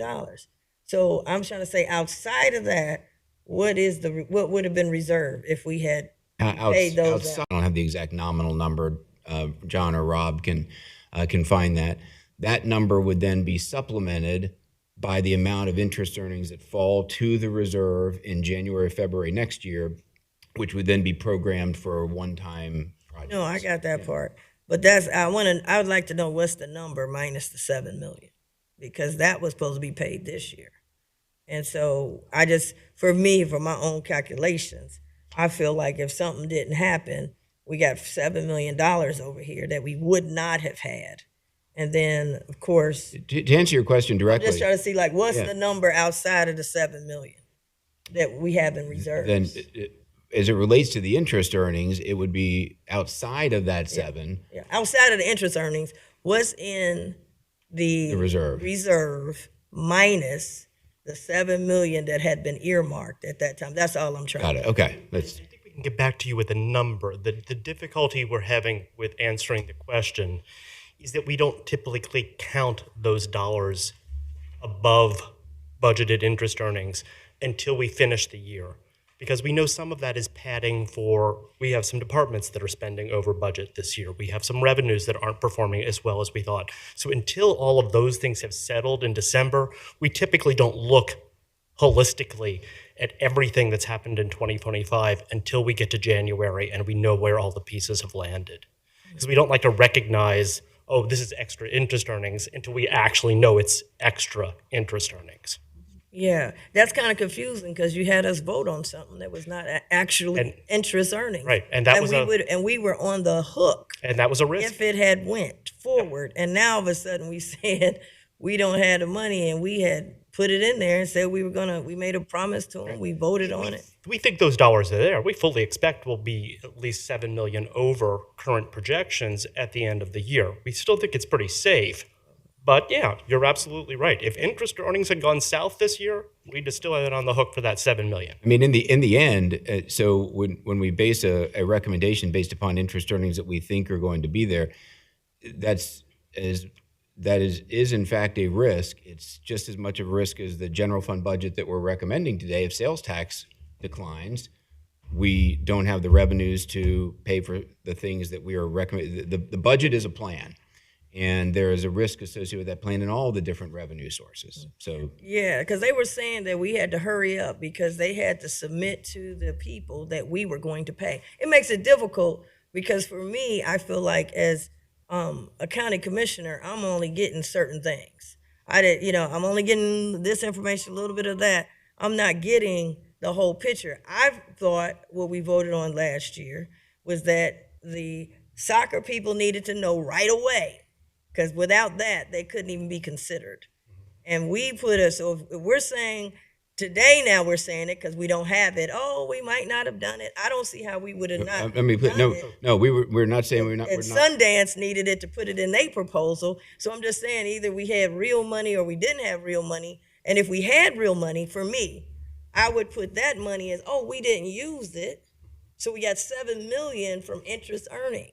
Now over here is a reserve. That's a whole nother thing because we had a reserve. We did a whole press release on that we didn't go under the reserve. So I'm just trying to understand. The reserve and the excess interest earnings aren't different things. That's what I want to make sure. Right. The excess interest earnings, to the extent they happen, fall to the reserve, just as every revenue that is unspent falls to the reserve. When we made the choice to say, okay, we're going to take this $7 million out of excess interest earnings, it was a calculated risk. We didn't know with 100% certainty that interest earnings were going to perform over budget. They have. It was a solid risk. We would have been able to pay the $7 million had we needed to. That has not been the case, and ultimately that $7 million will fall to the reserve when we reconcile it at the end of this year. Yeah, so we're kind of saying the same thing. I'm trying to take this $7 million, right, and we've got some other needs, right, and be able to deal with that separately without the impact, because it wasn't going to impact. I mean, it was extra. We wasn't thinking we were going to have it, money that we didn't spend. So that's why I want to know what's the reserve, because I've been told when I want to go after that $7 million, you're going to hurt the reserve. Well, I can't hurt the reserve if it never was supposed to be in reserve. So that's where I'm trying to get a number from somebody. Right. What's in the if I go to the bank right now and pulled up to the table and said, hey, here's our account. What money, how much do I got in the bank? Right. And the difficulty with answering that question is you almost always want to peg a reserve balance to a point in time with the same point in time. Because if I tell you the reserve balance on December 16th, it's going to be different on December 17th and December 18th, depending on what's come in and what's cleared. So what we try to do is when we project a reserve, we're projecting always December 31st.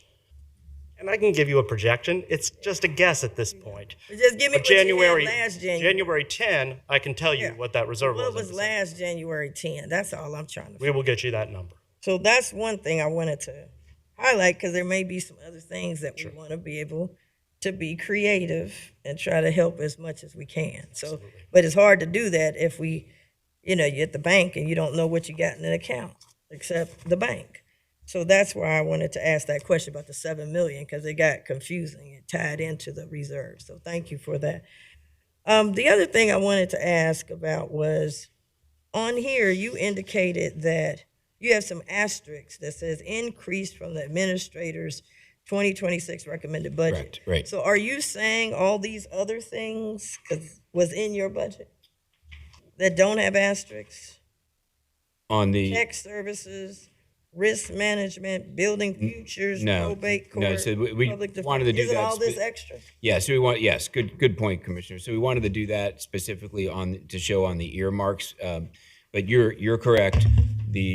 On the net changes to expenditures, those are all in addition as well. So I don't want someone, a good point, we don't want someone to look at this and think the prosecutor's only getting $950,000. That's in addition to what the administration had already recommended. Yeah. Yes. Yeah, I think the asterisks should come off because all of this is in addition to the administrator's recommended budget. Well, Some of it not all of it, but you're right. A lot of it is, yes. Okay, because that was confusing.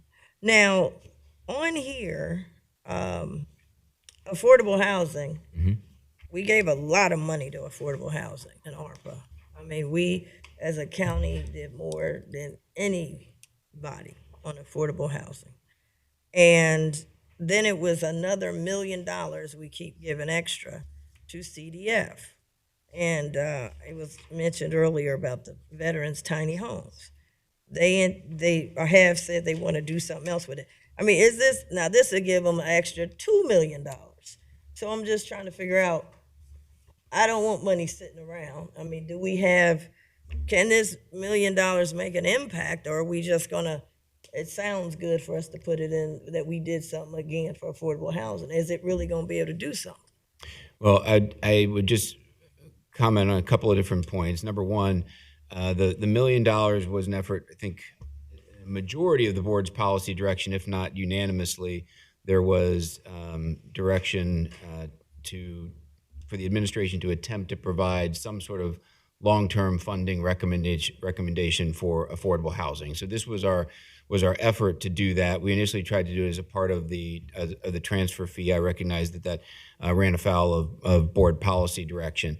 So to your question, though, Commissioner, as to whether the $1 million can have an impact, I believe it can have an impact. What we have heard from the affordable housing professionals in the community is that the important thing to have from a funding stream in affordable housing is consistency long term, so that that money can be then layered with other sources to produce as much impact as possible. So if organizations know that there is going to be $1 million available, and just like our I would say that this dollar amount is not entirely inconsistent with what we've provided typically on an annual basis through our home affordable housing.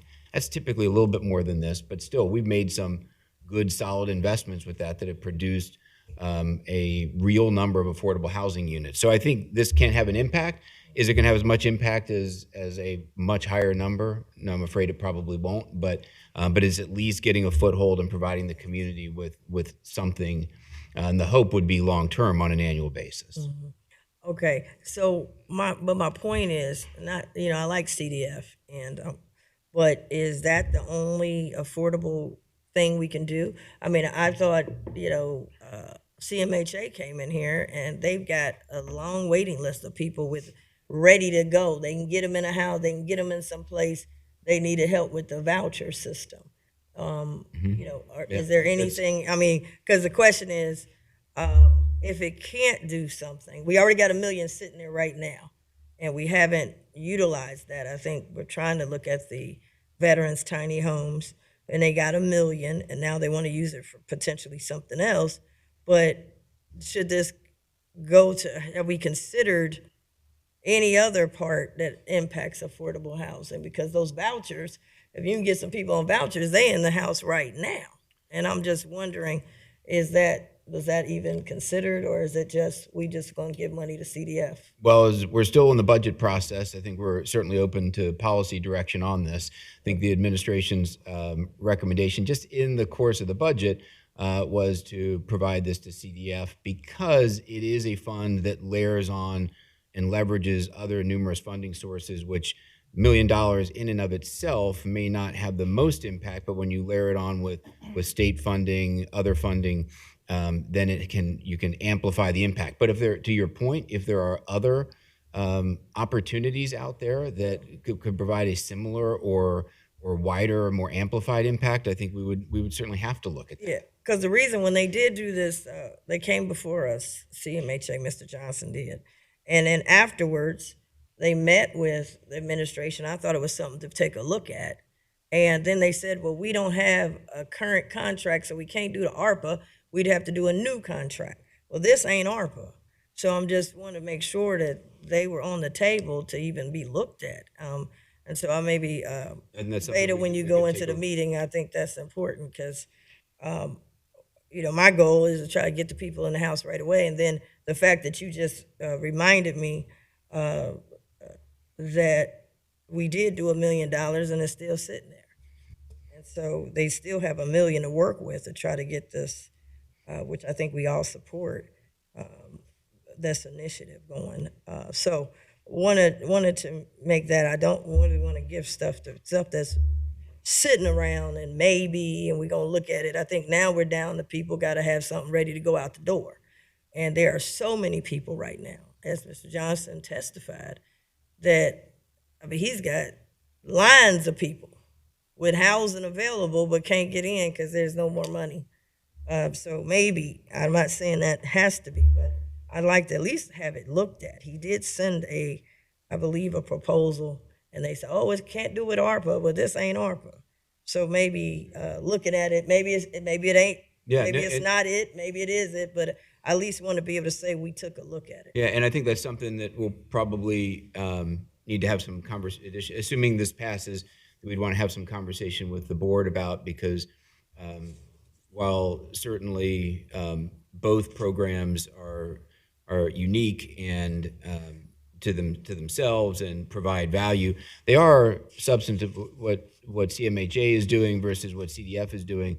CDF is building new housing, whereas CMHA is providing housing assistance through vouchers, et cetera, to individuals. Both very valuable in the context of getting people homes and addressing a housing issue in a community.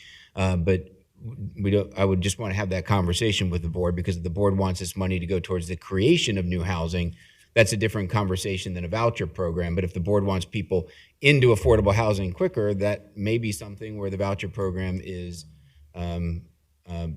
has some more utility. So we just would want to talk with the board. No, I think it's a balance. I mean, we've given $60 million, 40-something million to building some housing, and that does take time.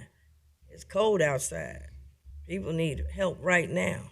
And so we also had some help with right now, but we also have a home program that does this. Let's don't pretend we hadn't been doing this, just hadn't been doing it at the large dollar amount. But we've got those home dollars, and they coming in and they're working on building new affordable housing. I just thought he brought it in. I guess he was invited to come here and speak, and he brought it in, and I just think it should take a look, because that opened my eyes, to be honest. It wasn't something I knew about, but at least we could say we took a look at it. And the answer was, we can't do it because you don't have an ARPA contract. Now we're outside of ARPA, so that's a different situation. Mm-hmm. So I want to at least have looked at it, and I'm just saying this now so I can put it on the table to take a look at it. Can I ask you about the sheriff's budget? Because you said there was, in your recommended budget, there is an increase to the sheriff's budget. Can you talk about what that is? I'm going to actually defer to Rob or John. I don't have the number. Can you give a brief synopsis of the increase in the sheriff's budget year over year in terms of what we're recommending in 26 versus what the budget was in 25? What that increase was, Rob? Or if it was an increase, I'm not sure. I'm just asking. If I recall, the budget for 2025 was around 108 million, and they're getting 114 as of right now, so about $6 million more. So this addition of whatever it was, 300,000, would be over and above that. So $6 million more, you're saying, in this their budget 26 than last budget year? is $6 million more than it was 25. And there have been some supplementals though that have come through for the sheriff this year. So I think we just approved I forget what John or Rob what the amount was that we just approved. So it was about $4 million. About $4 million. There's probably another one going to be Thursday too, because the holiday pay and overtime pay for the task force stuff. Got it. Okay. So the recommended budget is more than what was what the sheriff had in 2025.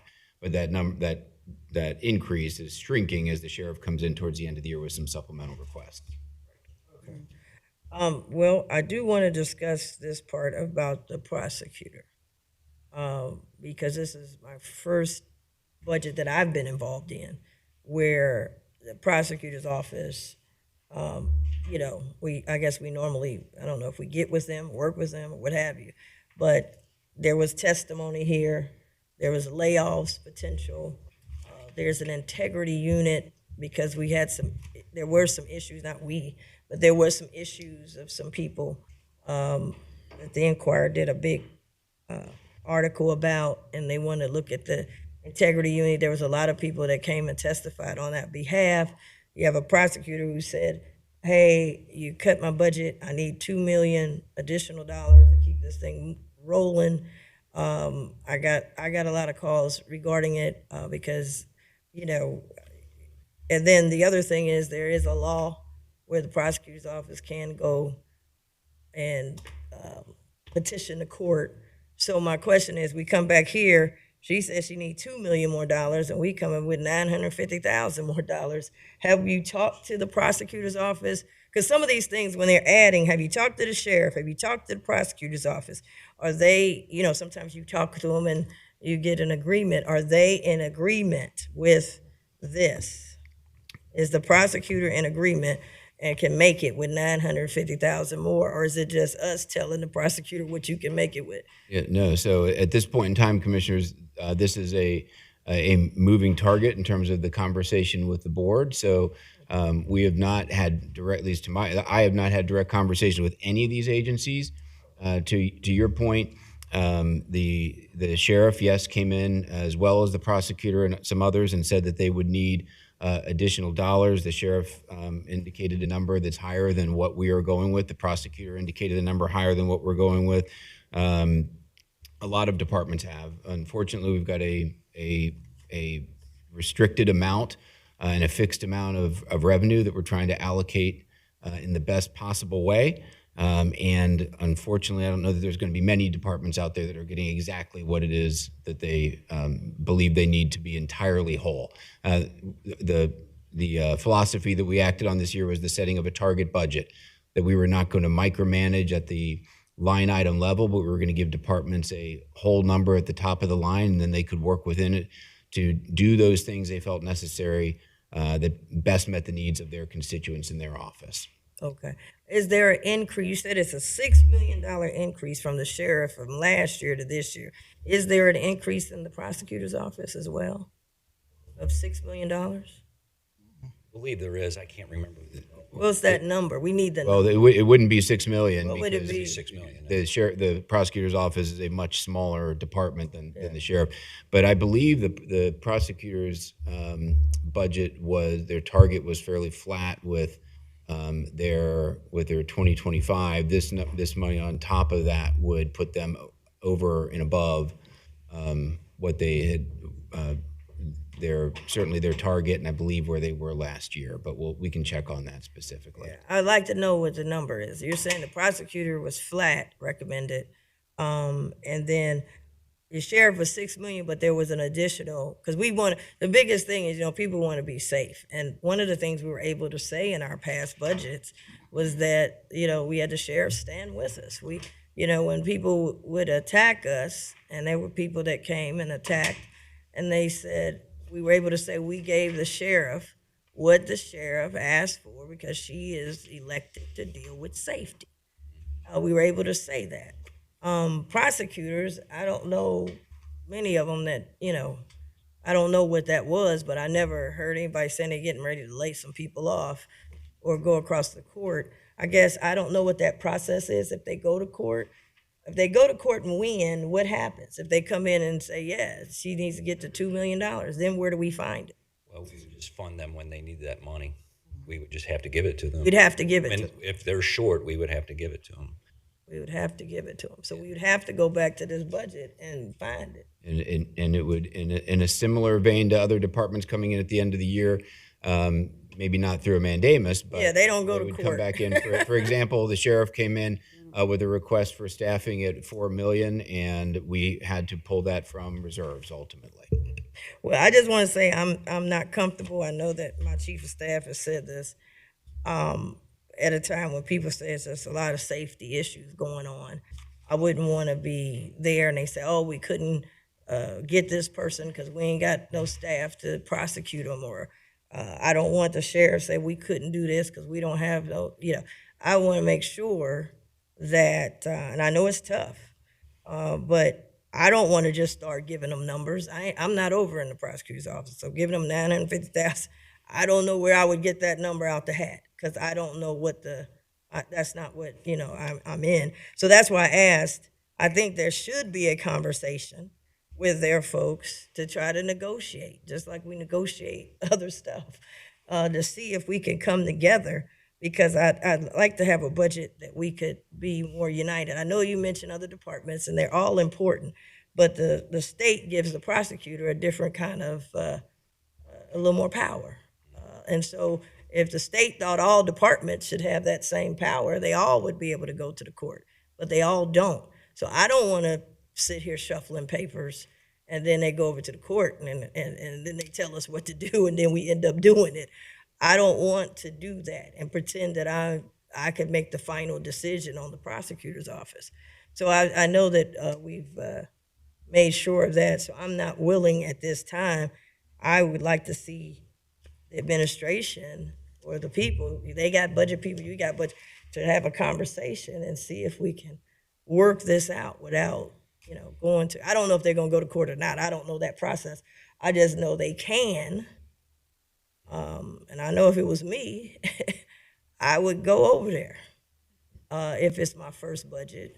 And if I'm held accountable for the safety of the county, I would try to get what I need. Now, it's not for me to decide what they need or not. I don't know how many, I'm not here to decide pencils and papers and salaries and all that. I don't know that. But I do know that in past years, we were able to say that we got safety based on the recommendation of the people who are elected and have the expertise in those areas. And I'd like to say that this year. So I'm not sold yet on these numbers. I'd like to still see if we could work it out and not be adversarial if possible. And that's what I'm hopeful of. So I wanted to put that down there. The others on here, I don't really have a lot of questions, except the sports commission. I do want to make sure that there's some language. We were able to get it in last year. I want to keep it this year, that those dollars would go toward marketing and trying to get, trying to bring those sporting events. And I think it has worked out well last time, and I would hope it could work out this time. But I was shocked to see 100,000. I thought it was going to be 150. But I'll get with my chief of staff to find out what that, because I think the ask was 150. But I'll get my chief of staff. Maybe I just missed that one, but I do support that as well. So the other things I don't have an issue on. There was something you said, an insurance issue that was on here. Can you tell me what that is? I can get you, Commissioner, I can get you the exact So risk management is responsible for coming up with all of our building insurance, all of our general liability insurance, and they were refining quotes as we got into the end of the year, and that $129,000 was just the number that they felt was going to be necessary to pay the full premium for that in 2026. But I can get you the exact insurance policy that it is, whether it's liability or building insurance. Okay, and it didn't make your budget, because this is the first time I've seen this stick out, since I've been here. It's usually already baked in your budget. It usually is. It was just, as they refined the quotes at the end of the year, they felt it was going to be a little bit higher because of the changing insurance markets. They wanted to make sure there was enough in there for that. Okay. And typically when we're dealing with something that is a very express, we'll try to come back with a number like that if there's a very express need. Like if it's something where we can base it on a quote or something like that, we try not to undershoot that. If it's something, say, like utility payments, where we know it can be all over the place, we might hedge on that a little bit more. Gotcha. Okay. All right. Thank you. Thank you. Are you? Yeah, just a couple comments. Yeah, so I think the conversation amongst all of us, including staff, highlights the idea that we simply don't have as much revenue as we need to meet the needs that have been identified as from the elected officials in the other departments. And it's an ongoing issue. It's going to be an ongoing issue as we move forward in this budget and budgets in the future. As the prosecutor and the sheriff and JFS for that matter, and 911, where we had a deficit in employees in every single one of these really important pieces of what the county delivers by way of its constituents. And so we asked each of these departments to increase the number of employees that are over in the jail, that are making sure kids are safe in this community, that are answering the 911 calls. And so as they have done that, and we were providing competitive wages in order to recruit people, because we didn't used to be able to recruit anybody because we were paying such low wages, as we've done that, and you know you're doing it, and so when we had the sales tax increase, it's been a number of years ago, we knew that that sales tax increase would have to go to these additional positions and the increase in salaries for some of them. But we now find ourselves in a place where, you know, those revenues, the sales tax is relatively flat, and so we're in a tight budget. And so I've had some conversations with the prosecutor, not only here at the public session, but otherwise. And the former prosecutors used to mandamus all the time also. So it's not a new function. However, you know, the fact that she said that she needed $2 million, we don't have $2 million. If you look at the chart, it doesn't add up to $2 million. If we gave it all to her, it wouldn't be $2 million. And so this is just a matter of trying to set our priorities collectively, do what we can for those that have asked for additional resources with the revenues we have. And you know, there was the revenue increase of the transfer fee, but that was taken out. So we've reduced the amount of revenue available to us. I'm not taking a position one way or the other on that. It's simply a matter of math. And so here we are, and we're going to continue to see this, is my fear, that we're going to continue to see these kinds of pressures in a budget unless we've got a sales tax revenues that are coming in gangbusters in the future years. That would be great, and then we don't have to be in this position. This is so frustrating, and then we've got this looming property tax issue as well that might be on the ballot next year. And if we eliminate all property taxes, then we really have some issues. I don't want to jump the gun here, Michael, but I know we're getting there.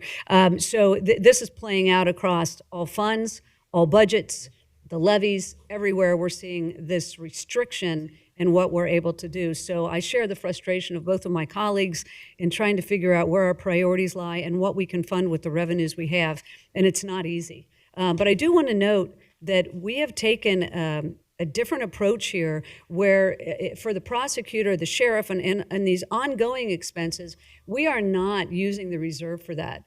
That would create a structurally unbalanced budget. We are not doing that here. We have put all of those the resources in for because they're ongoing expenses, right? You hire somebody and then you have them the next year and the next year and the next year, and so you can't use reserves for that because those are one-time funds. So we can't do that. And so we have taken a different approach here where we've got those ongoing expenses as part of the general revenue, and then what could be defined as one-time expenses, where we will decide year after year, those have moved into the earmarks. And I think that's a smart approach. It allows us to do a little bit more for the sheriff and the prosecutor, but we're still limited in what we can do. So I just wanted to provide that overview. Look forward to continuing conversations here until Thursday, until we pass our final budget. Commissioner Summerdunas, did you have an additional Just a couple comments, and I like the idea that we went to the general fund, did not touch the reserve, because I'm really concerned, and Patton will be up here in a minute. We have to have some forethought that if anything goes wrong with the levy and the costs we can't afford, then we don't want to go to the general fund reserve or the budget. So I'm really happy about that. Two questions, Jeff. On the sales tax, there was a increase based on September, October receipts. How much was the increase? I will defer to Mr. Sure, it was Wagner minimal. on that, or it may be something that we. They both, Well, the increase was 1.813 million. That's the projection. But I think your question, you wanted to know like what was the total amount of the increase Right. in those months. So exactly. I think we'll have to get you that number, Commissioner. Okay. But the percentage of increase, we don't have. I don't have that up. The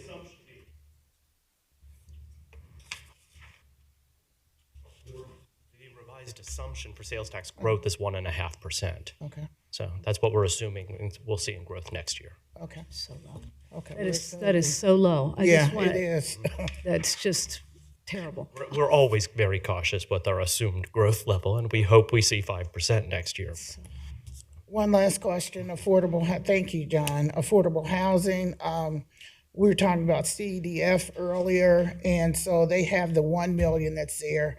I'd like to know, like, what's their reserve in their account from Hamilton County? Do we know that? I can get you the number. I don't have it here, but I can get that to you. Okay, I need to know that. And so just in general, very quickly, they were saying, and I'm going to go back to the veteran housing, tiny homes, that there was no land. And so CMHA found the land. Then I was told that we need case management ability, and they have vouchers they say they can use for everyone who they build something for that is built. So I guess my reservation is we have the land, we have the vouchers, and so now we're going to give them possibly another $1 million, and I want to know what they have left, and they need to use the money that's left, in my opinion, before we allocate another $1 million, because it's like a waiting game. I don't understand now why, and I was going to ask Luke to come in before we finish this budget, but that's okay. But everything is in place to use the $1 million, and so I'm hearing crickets. So before I give another $1 million for some other affordable housing project, I'd like to know where we are in there. There's no reason why we didn't have this big announcement because Luke himself said that the land was appropriate. And Mr. Johnson said he has everything that we need to do it. So a little reservation on this additional $1 million to CDF. That's all I have. Just one thought about CDF. So we have used some of those dollars, or rather CDF has, with CMHA. So we've done some partnership there. So if I hear what's being said about potentially not earmarking so much as directing that money, and so maybe we want to have a conversation about that with the chiefs, because the money for CDF was intended to either rehab or provide additional housing.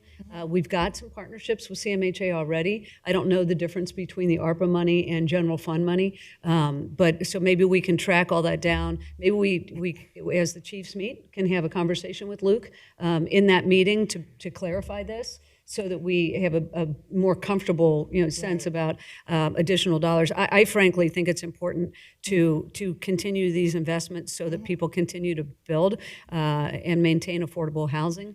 But I think we can get some clarity from Luke in the Chiefs meeting, if that's all right with everybody. I agree with that. I just would like to know, what do they have left? Yeah, I understood. Yeah, Understood. Yeah. Okay. All right. So now we're going to slide into presentation from Michael Patton, the Director of Jobs and Family Services. And Margie Weaver is here as well. Welcome. Good morning, Commissioners. Thank you for the opportunity to present to you today on the Michael, status. Yes, and go ahead. I'm sorry, just to repeat what I said earlier, so if someone is watching this at home, to understand the direct linkage here. We typically don't have someone present about a levy right as we were talking about the general fund budget. But this is a unique year in which we are looking heavily at the Children's Services levy budget and the strain that's on it, and the potential and maybe even likelihood that there may be some general fund support that is going to be necessary to support the Children's Services levy in 2026. So I just want to make sure folks understand why we're talking about that here. Thank you for that clarification, Jeff. Thank you again, Commissioners, for the opportunity to present to you today about the Children's Services levy and where things stand today and where we project things to look and 2026 to make sure that we are balanced in 2026.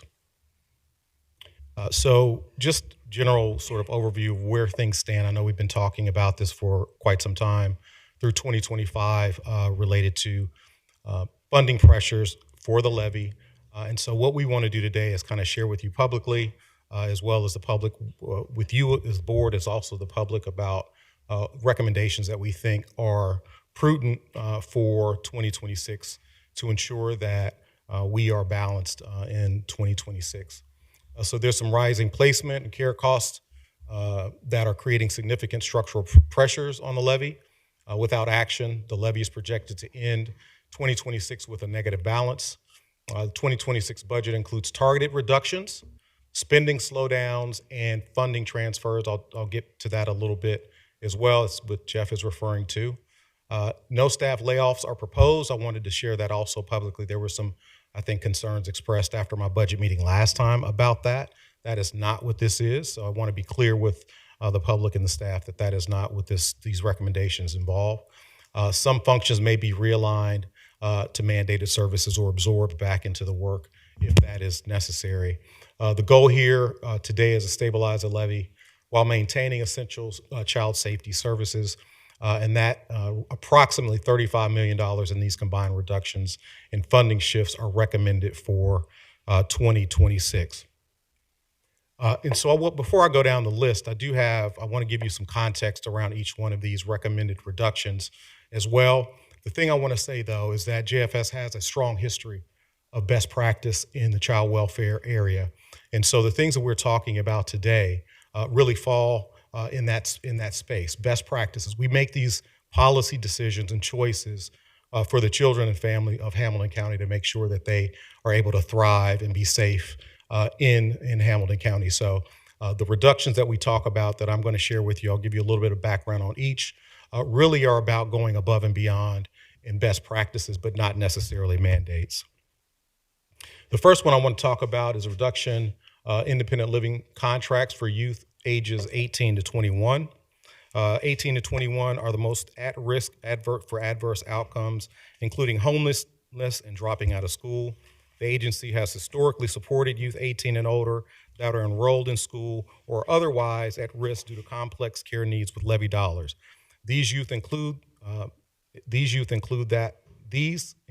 that will transition into Hamilton County developmental disabilities at age 22. In total, there are over 200 such youth in the agency. The cost for youth in this age group is not reimbursed by federal or state funds and are fully funded by the Children's Services Levy. The second one I want to talk about is reduction in payment to kids. Yes, sure. Sorry to interrupt you. So is the $8 million the total? No, that is half. Are you able to say the totals on the others? You don't have to do it now. Yes, I can certainly do that. The total that we spend annually is $15 million, so we're asking for a reduction to $8 million.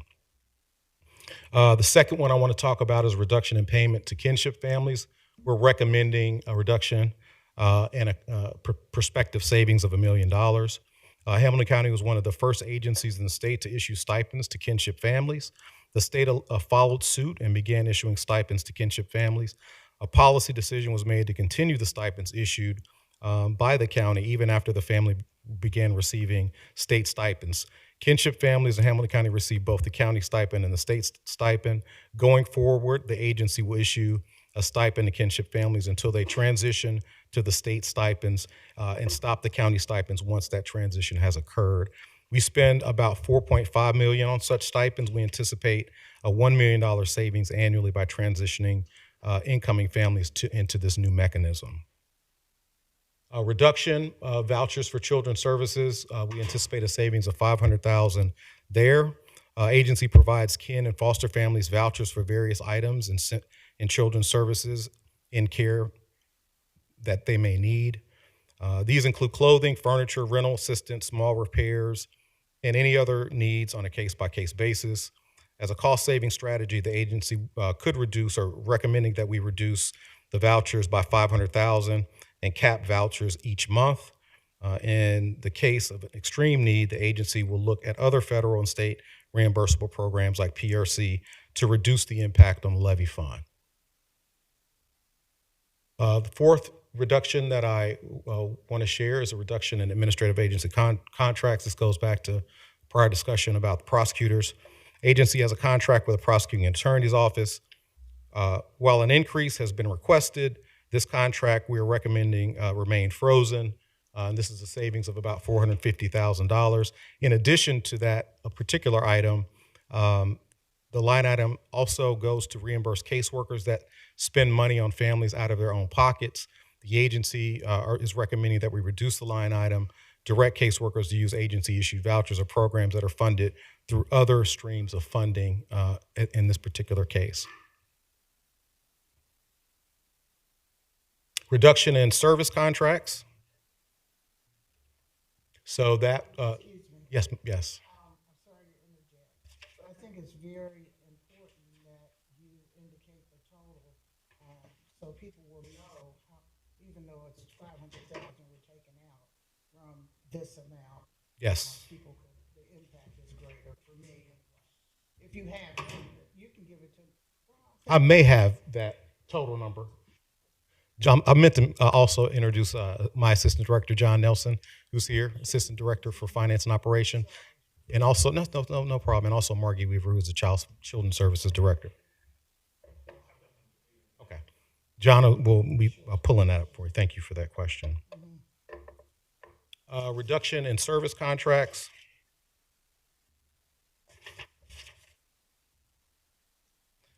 We are potentially looking at savings of about $530,000 for 2026 by reevaluating the contracts we have with Legal Aid for Kids in School Rule and the Family Success Network for the United Way. Both, again, really good programs, provide additional support services to the families and the children that we serve.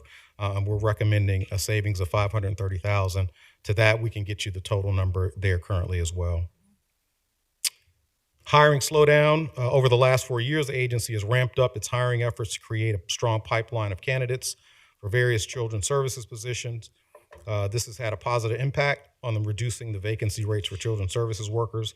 One alternative to reduce spending in 2026 would be to slow down the recruitment process. Given the existing vacancy rate and anticipated vacancies next year, the agency expects it could lessen the impact on the levy by approximately $5 million.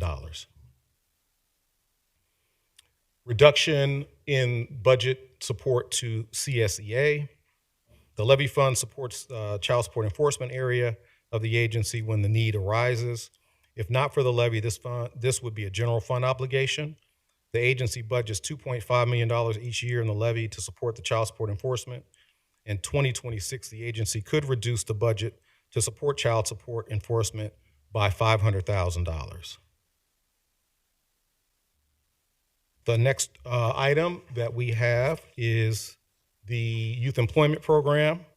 Hamilton County Youth Employment Program provides jobs and year-round readiness training for Hamilton County residents ages 14 to 21. Historically, these have been funded by Summer Youth through TANF, CCMEP, WIOA, and the CCMEP TANF funds. In recent years, we made a decision to expand this program utilizing levy funds.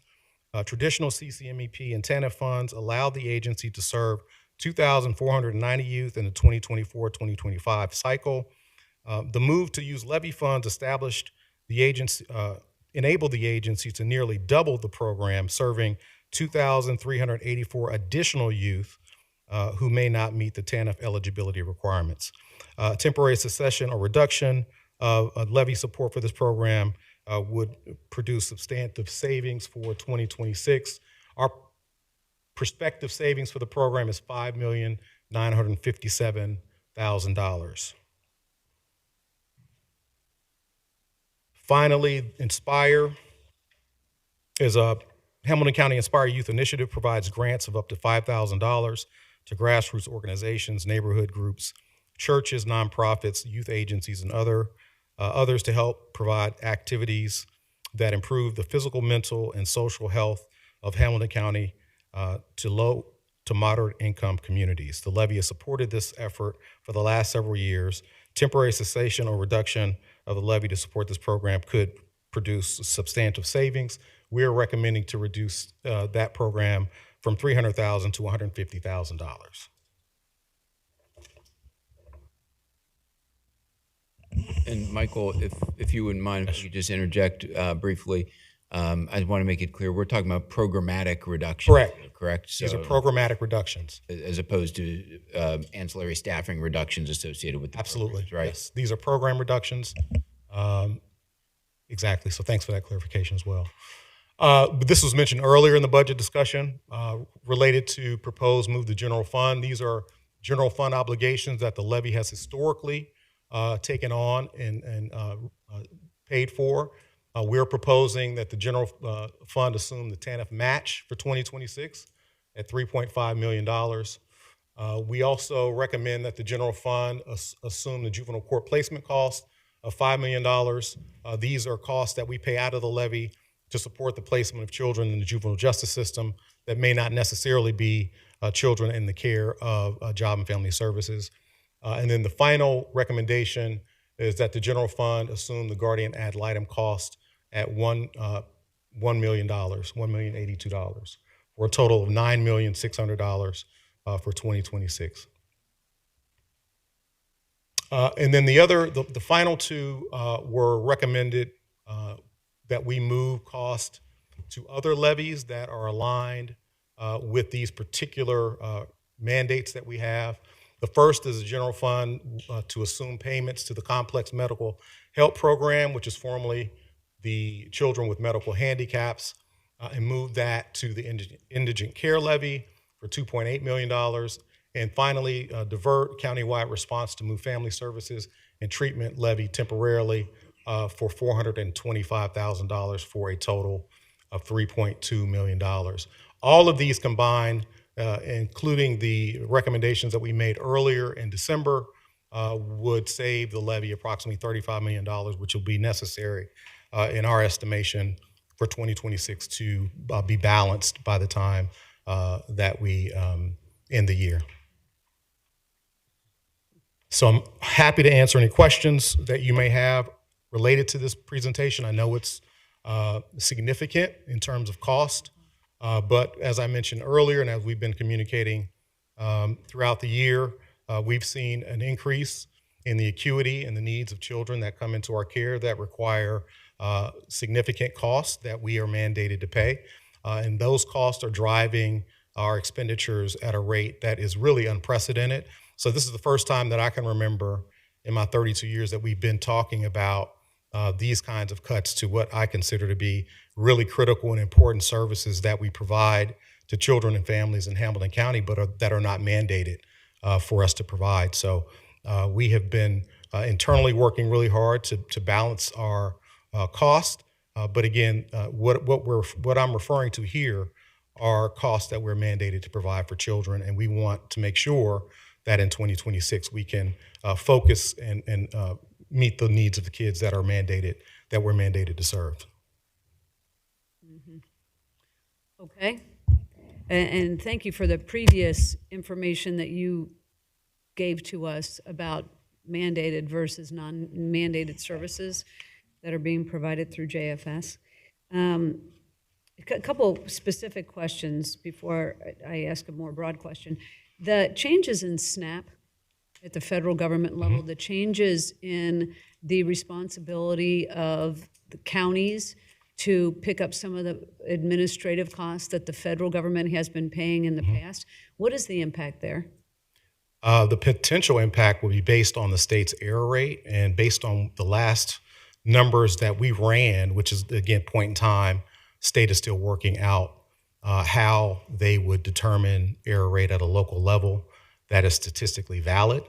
But the last number that I saw for a percentage based on error rate that we had at that point in time, the goal is to get it below 6%. That way we would not have to carry the burden of that additional cost, was around $16 million. But again, that is very, very early to say specifically what that will look like, because there's a lot of time between now and next year when we begin to think about how that's going to be counted and what the mechanism will be for counties to be made responsible for that. But that's not been determined yet by the legislature. Are there two different things there? Is one the difference in the percentage of what the feds are going to That's pay one, for. That's correct. the administrative cost. And then Yes. the other one is related to the error rate. Correct. Right, so, yeah, I mean, 16 million is a huge hit to a budget where you're trying to shift a whole bunch of money to other sources. So I don't want to belabor it, but that's another big caveat to a change that we have no control over happening at the federal level that we're going to have to absorb at the county level. Correct. And the percentage, the reimbursement percentage change from 50-50 to 75-25, that is more certain. And our estimate is that that is about a $3 to $5 million annual. That's the one I was, That's the one you're referring to, yes. 3 to 5 million, in addition to the 16? If our error rate does not, if the state cannot get their error rate under 6%, it gradually increases based on the state error rate. Right, so we're up closer to 20 million on that one. And then it's striking to me that while I understand that you are the Director of Jobs and Family Services and trying to figure out a way to balance your budget, and I guess this is why we're doing this today, the proposed move to the general fund of some of these, are these all mandated, the 10 through 12? Yes. Okay, so as we just discussed, we've got very limited capacity in the general fund, and so to absorb what looks like about, it's 9.6 million in the general fund coming over from JFS is problematic, to say the least. We're just struggling with a couple million, right? In our previous discussion, we're talking about close to 10 million here, so that's challenging. And then it also, as I move to the next page, items 13 and 14, money coming from different levies to support some of these programs.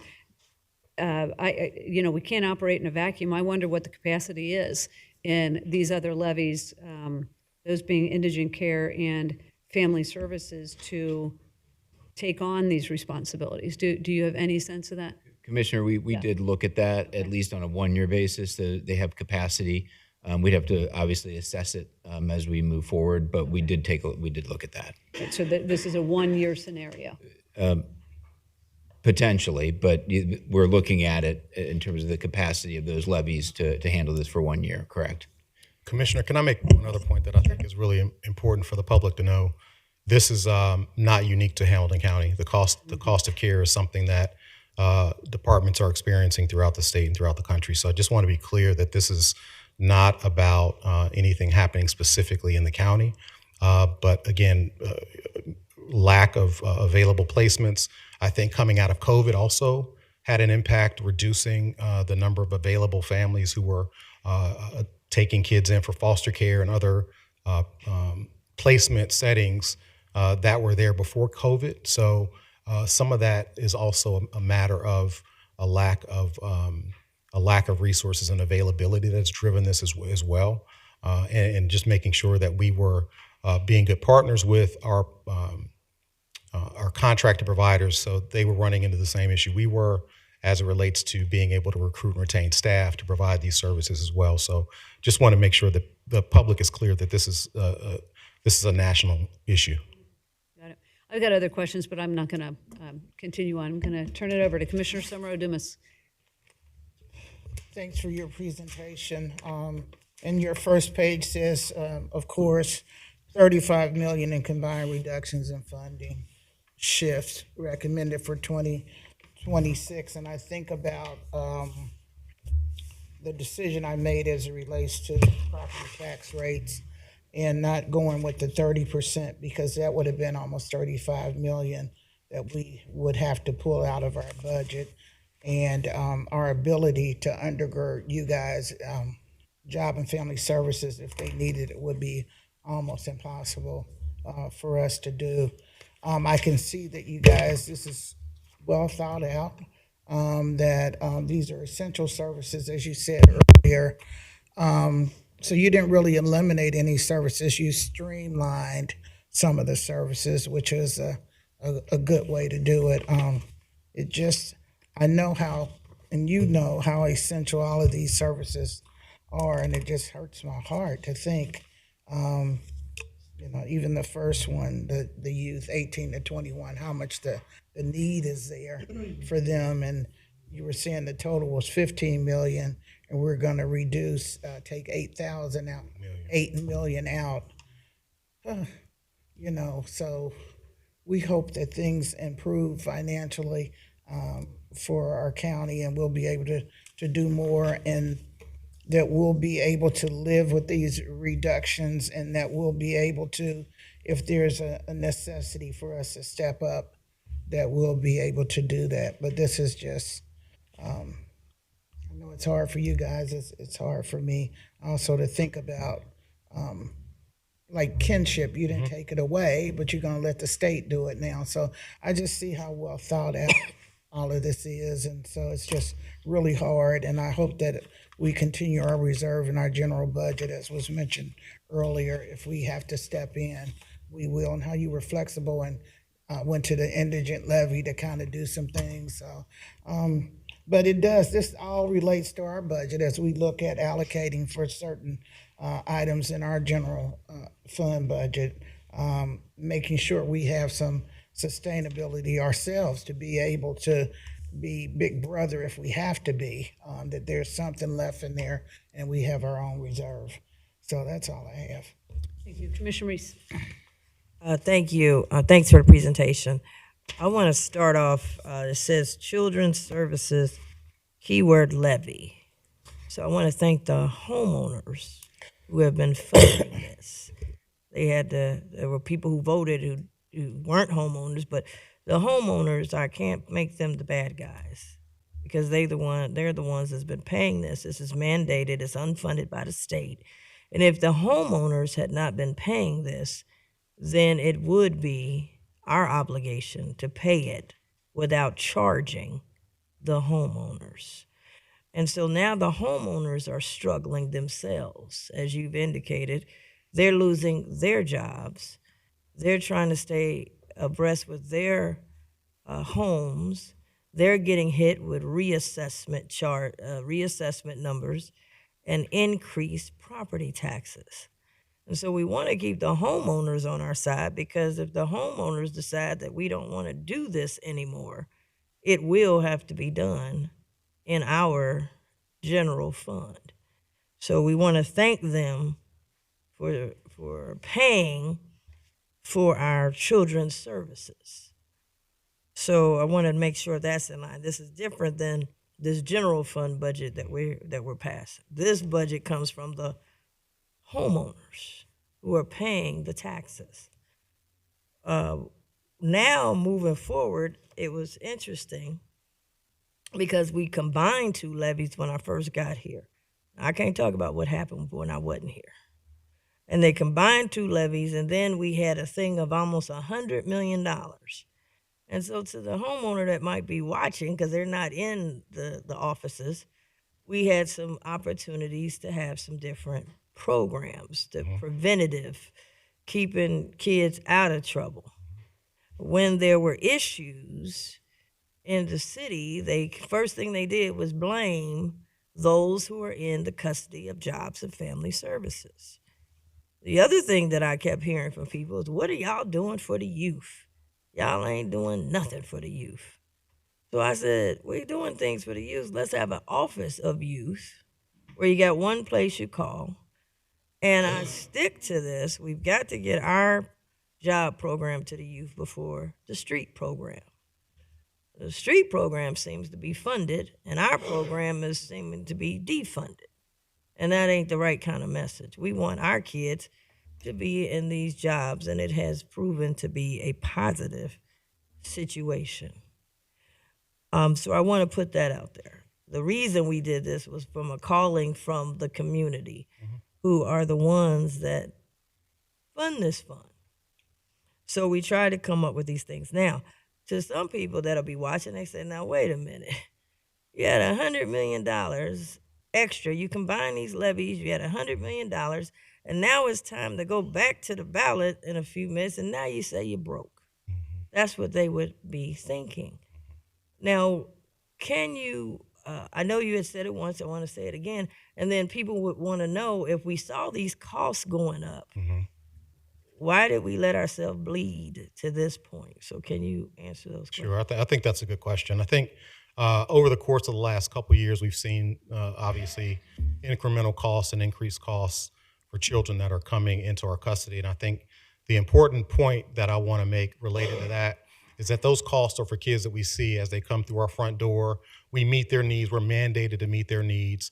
And so there, in many situations, the cost that we incur for providing those services in partnership with our providers, the contracts that we have with our providers, we meet those costs. And as those costs increase, we make internal decisions about how we move forward with respect to additional costs that are not mandated. And as we monitor 2025 and as those invoices began to come in at the middle of the year, towards the end of the year, our projections for where we thought our costs would be continued to be low. And so we're here today because we're continuing to see that trend. And we anticipate that that is not going to change. And so we have to respond and react according to that. But you're right, we had a balance. That balance was spent down over the course of the last 4 years or 3 years in order to meet the needs of the children that we have in care. And also, as you mentioned, to do what we thought were really innovative things in the area of prevention as well. But as we see the budget shrinking and we see the cost increasing, it precipitated the need for us to look in other directions to ensure that we don't overspend for 2026. Okay. And then this proposal is a one-year proposal? Or That is correct. That is for 2026. It'll be 20. Now, Mr. Ludo, we're hearing it today. Are we dealing with this today, this proposal this week? Commissioners, we're not asking you to take any action today, but as it relates at least to the general fund portion of this, we'll probably make reference to this in the resolution that we bring forward to you on Thursday, because there is a movement of general fund, proposed movement of general fund dollars from the levy to the general fund in this recommendation. So we would at least want to make some allocation for some earmark in the general fund. This would not be in the operating budget, but in the reserve. So we will be dealing with this within the context of the budget, yes, but not necessarily today. Okay, because usually we take levies on a different situation. So this proposal, we're going to vote on Thursday, these cuts. Is that what we're doing? These proposed cuts? So I think as it relates to the general fund, I think that's a decision that the board needs to make then because it impacts the general fund directly. What we're asking is for the board to provide direction to the director, JFS, and our administration to move forward on what we're recommending in order to ensure that for 2026 we are going to be balanced and provide the services that are mandated for us to provide to children. So we're really looking for that kind of direction from the board so that the administration and our contracting folks, we can get started moving forward with some of these decisions. For me, today is Tuesday, and you want us to vote on Thursday on some of these reductions. I know that our staff has been really debating the main budget. I know we're going to put some money over there to keep you running, but some of these things I would like to have, because I want to know, you said there's no job implications, but if someone's doing 50% of the work, you wouldn't have the same staff. In other words, some of these things, would it be full-time if you're not doing 100% of the work? I want to make sure the workers are not impacted. And at the same time, if you're asking them to do, less, then it makes them at risk for the future.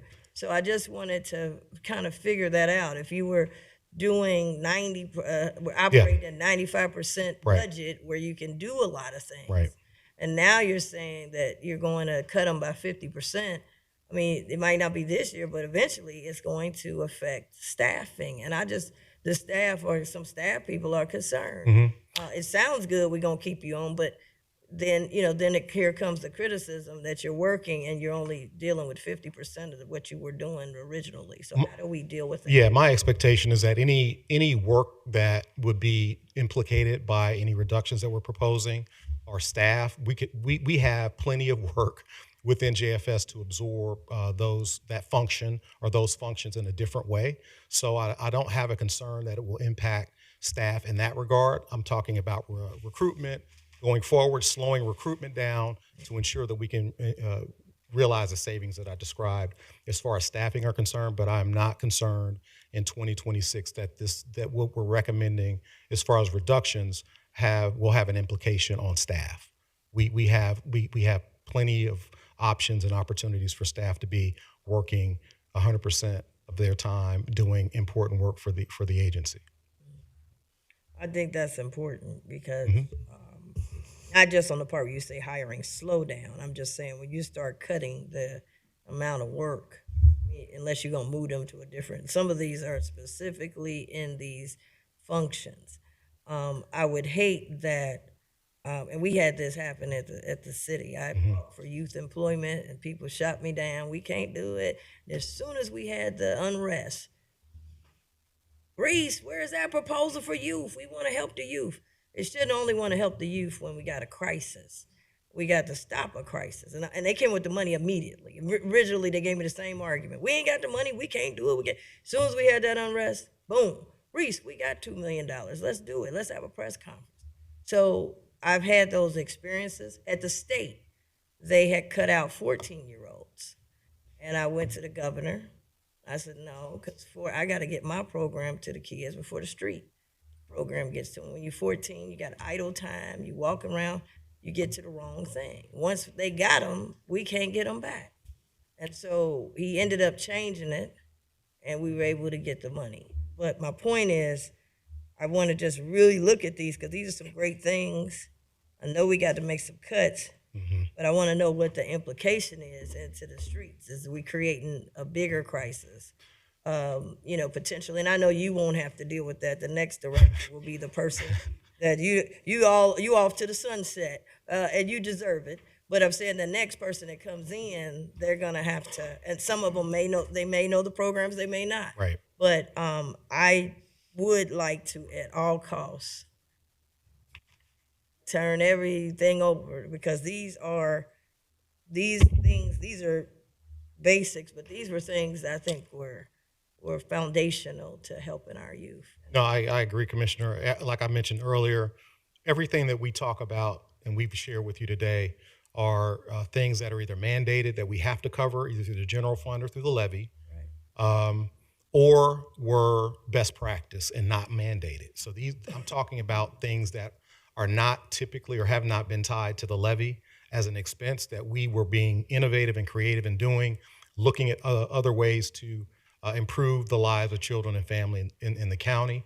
But we're at a point now where we have to sort of pivot and look at that. But I do agree that the team that is within JFS has done a lot of work really trying to carefully thread that needle and really looking at all of the work that we do, the impact that it makes, and making, I think, what I consider to be recommendations that will still allow us to fulfill our mission and meet our mandates, but also ensure that we're fiscally sound for 2026. So. Okay, thank you. So, Commissioners, in terms of the question about policy direction, so as the board votes on an all funds budget, there is a recommendation from the board or to the board in the all funds budget that includes a balanced children's services levy work plan for this year. Okay. So, in terms of policy direction, what we'd be saying is looking for some direction from the board that JFS is empowered to carry out the things they need to do to bring the levy in under balance in 2026, which would include these types of strategies. So if there are questions, if we want to have additional discussion about any one of these, we can incorporate that into the chief's meeting tomorrow as well. But you wouldn't be necessarily voting on like a slate of programs or anything like that, but essentially given direction that you have the authority to go out and do the things you need to do to bring this budget into balance next year. Well, it goes without saying that whether they're mandated or not, these programs that you have listed here in front of us are critical to the health of this community, to the youth, to the families, to the health, whether it's youth employment or the independent living contracts for the youth 18 to 21. As you said, it's the most vulnerable population we have. An $8 million cut to that is significant. The kinship, we have fought so hard related to kinship, related to hiring, this hiring slowdown. You know, I don't know if I was the only one here back when we were talking about what it means to not have enough staff to serve kids in this community, and how we were losing people. They wouldn't even stay for 12 months because the caseloads were so high, the needs were so great, and they got burnt out in 11, 10 months, and they left. And so that has been reversed to an extent. I know there's always some turnover, but we have really righted the ship here. And to see this at $5 million is, to me, very concerning, because it feels like we're going in the opposite direction, right? We're going to go right back to where we started, which is not enough case workers to make sure kids are safe in the homes. It's troubling on so many levels. Never mind the impact to the general fund, which, you know, we just talked about the general fund. If we're going to absorb or put this in the reserve, that's another 9.6 in the reserve for the general fund.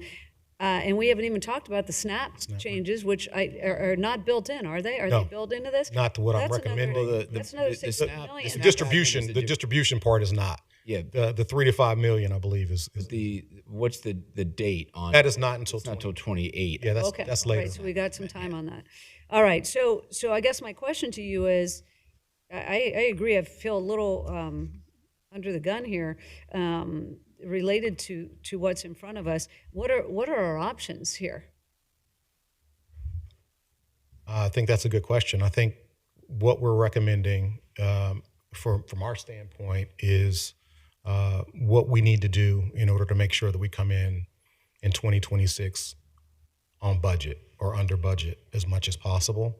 We took a look at all of our contracts. Our team really did a deep dive to try to save as much as they could and not eliminate, but reduce where we could, because we know that these are impactful programs and they make an impact on the lives of children and families. So I think for 2026, what we're recommending gets us fiscally where we need to be to meet our mandate. So every child that comes to us that we are responsible for caring for, we can provide that service.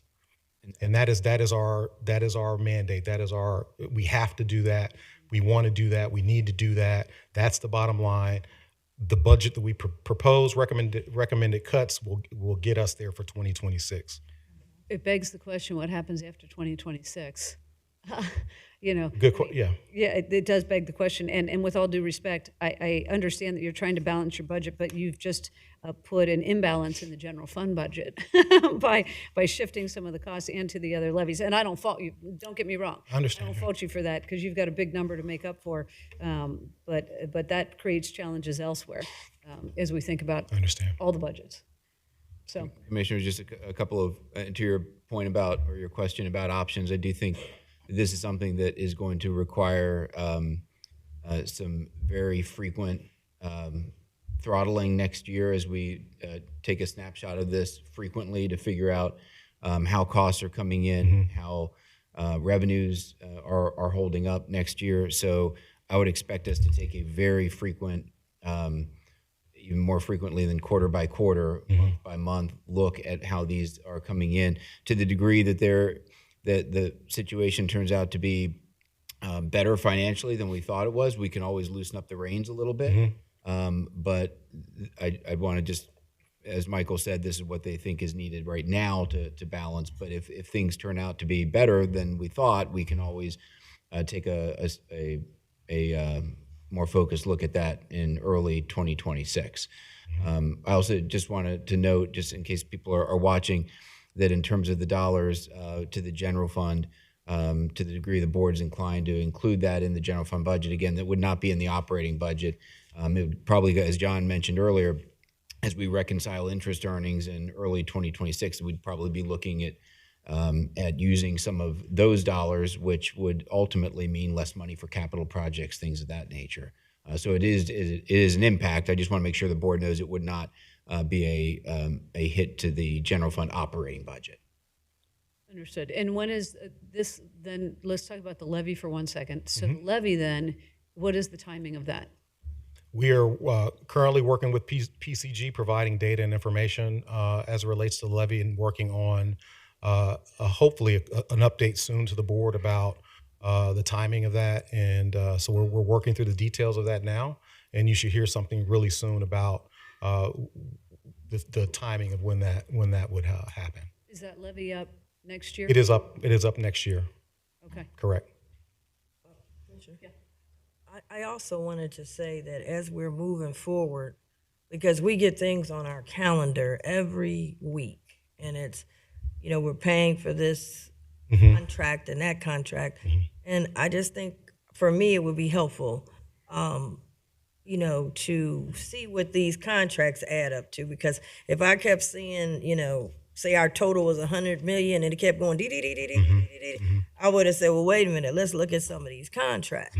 I'm not saying that all of them we could stop, but we need to look at these because we're voting on them. It's recommended to us, and we're moving forward with them, but we haven't seen what the impact on the money was. And maybe we would, I know that we've had questions about locations and stuff, Right. but this thing, I mean, I hate that we got down to, because every week we're Right. and you're saying that it's those contracts is what's eating up the money. And I just think that for, if you're going to give us a monthly thing or what have you, I would like to see on these contracts. And I hate to, then I can make a better decision.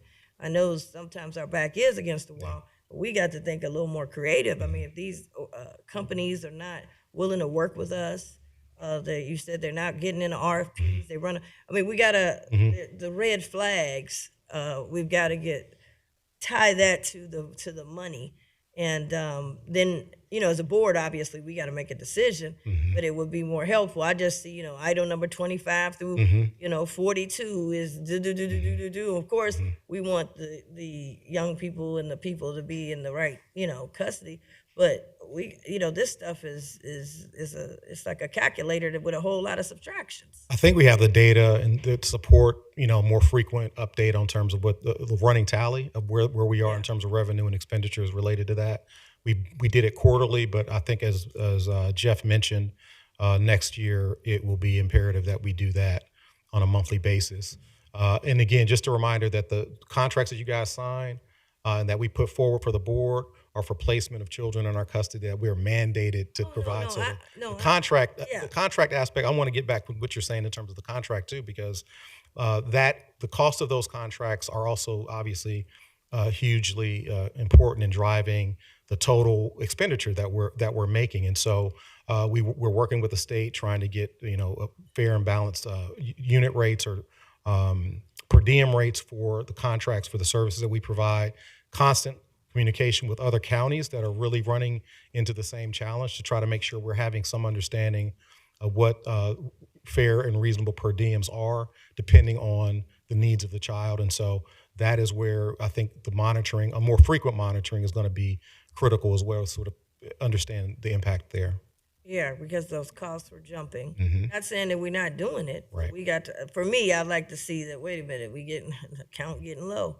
The other thing is, and it just goes back to some of the things we were saying, some of these services, how they impact other things. Like you were saying, not as many people taking them in as foster. But if we got more people keeping them, if we lose the kinship, now we even got more that won't be taken in. So just want to make sure, I don't know, having the proper time to see how some of these things still might impact financially.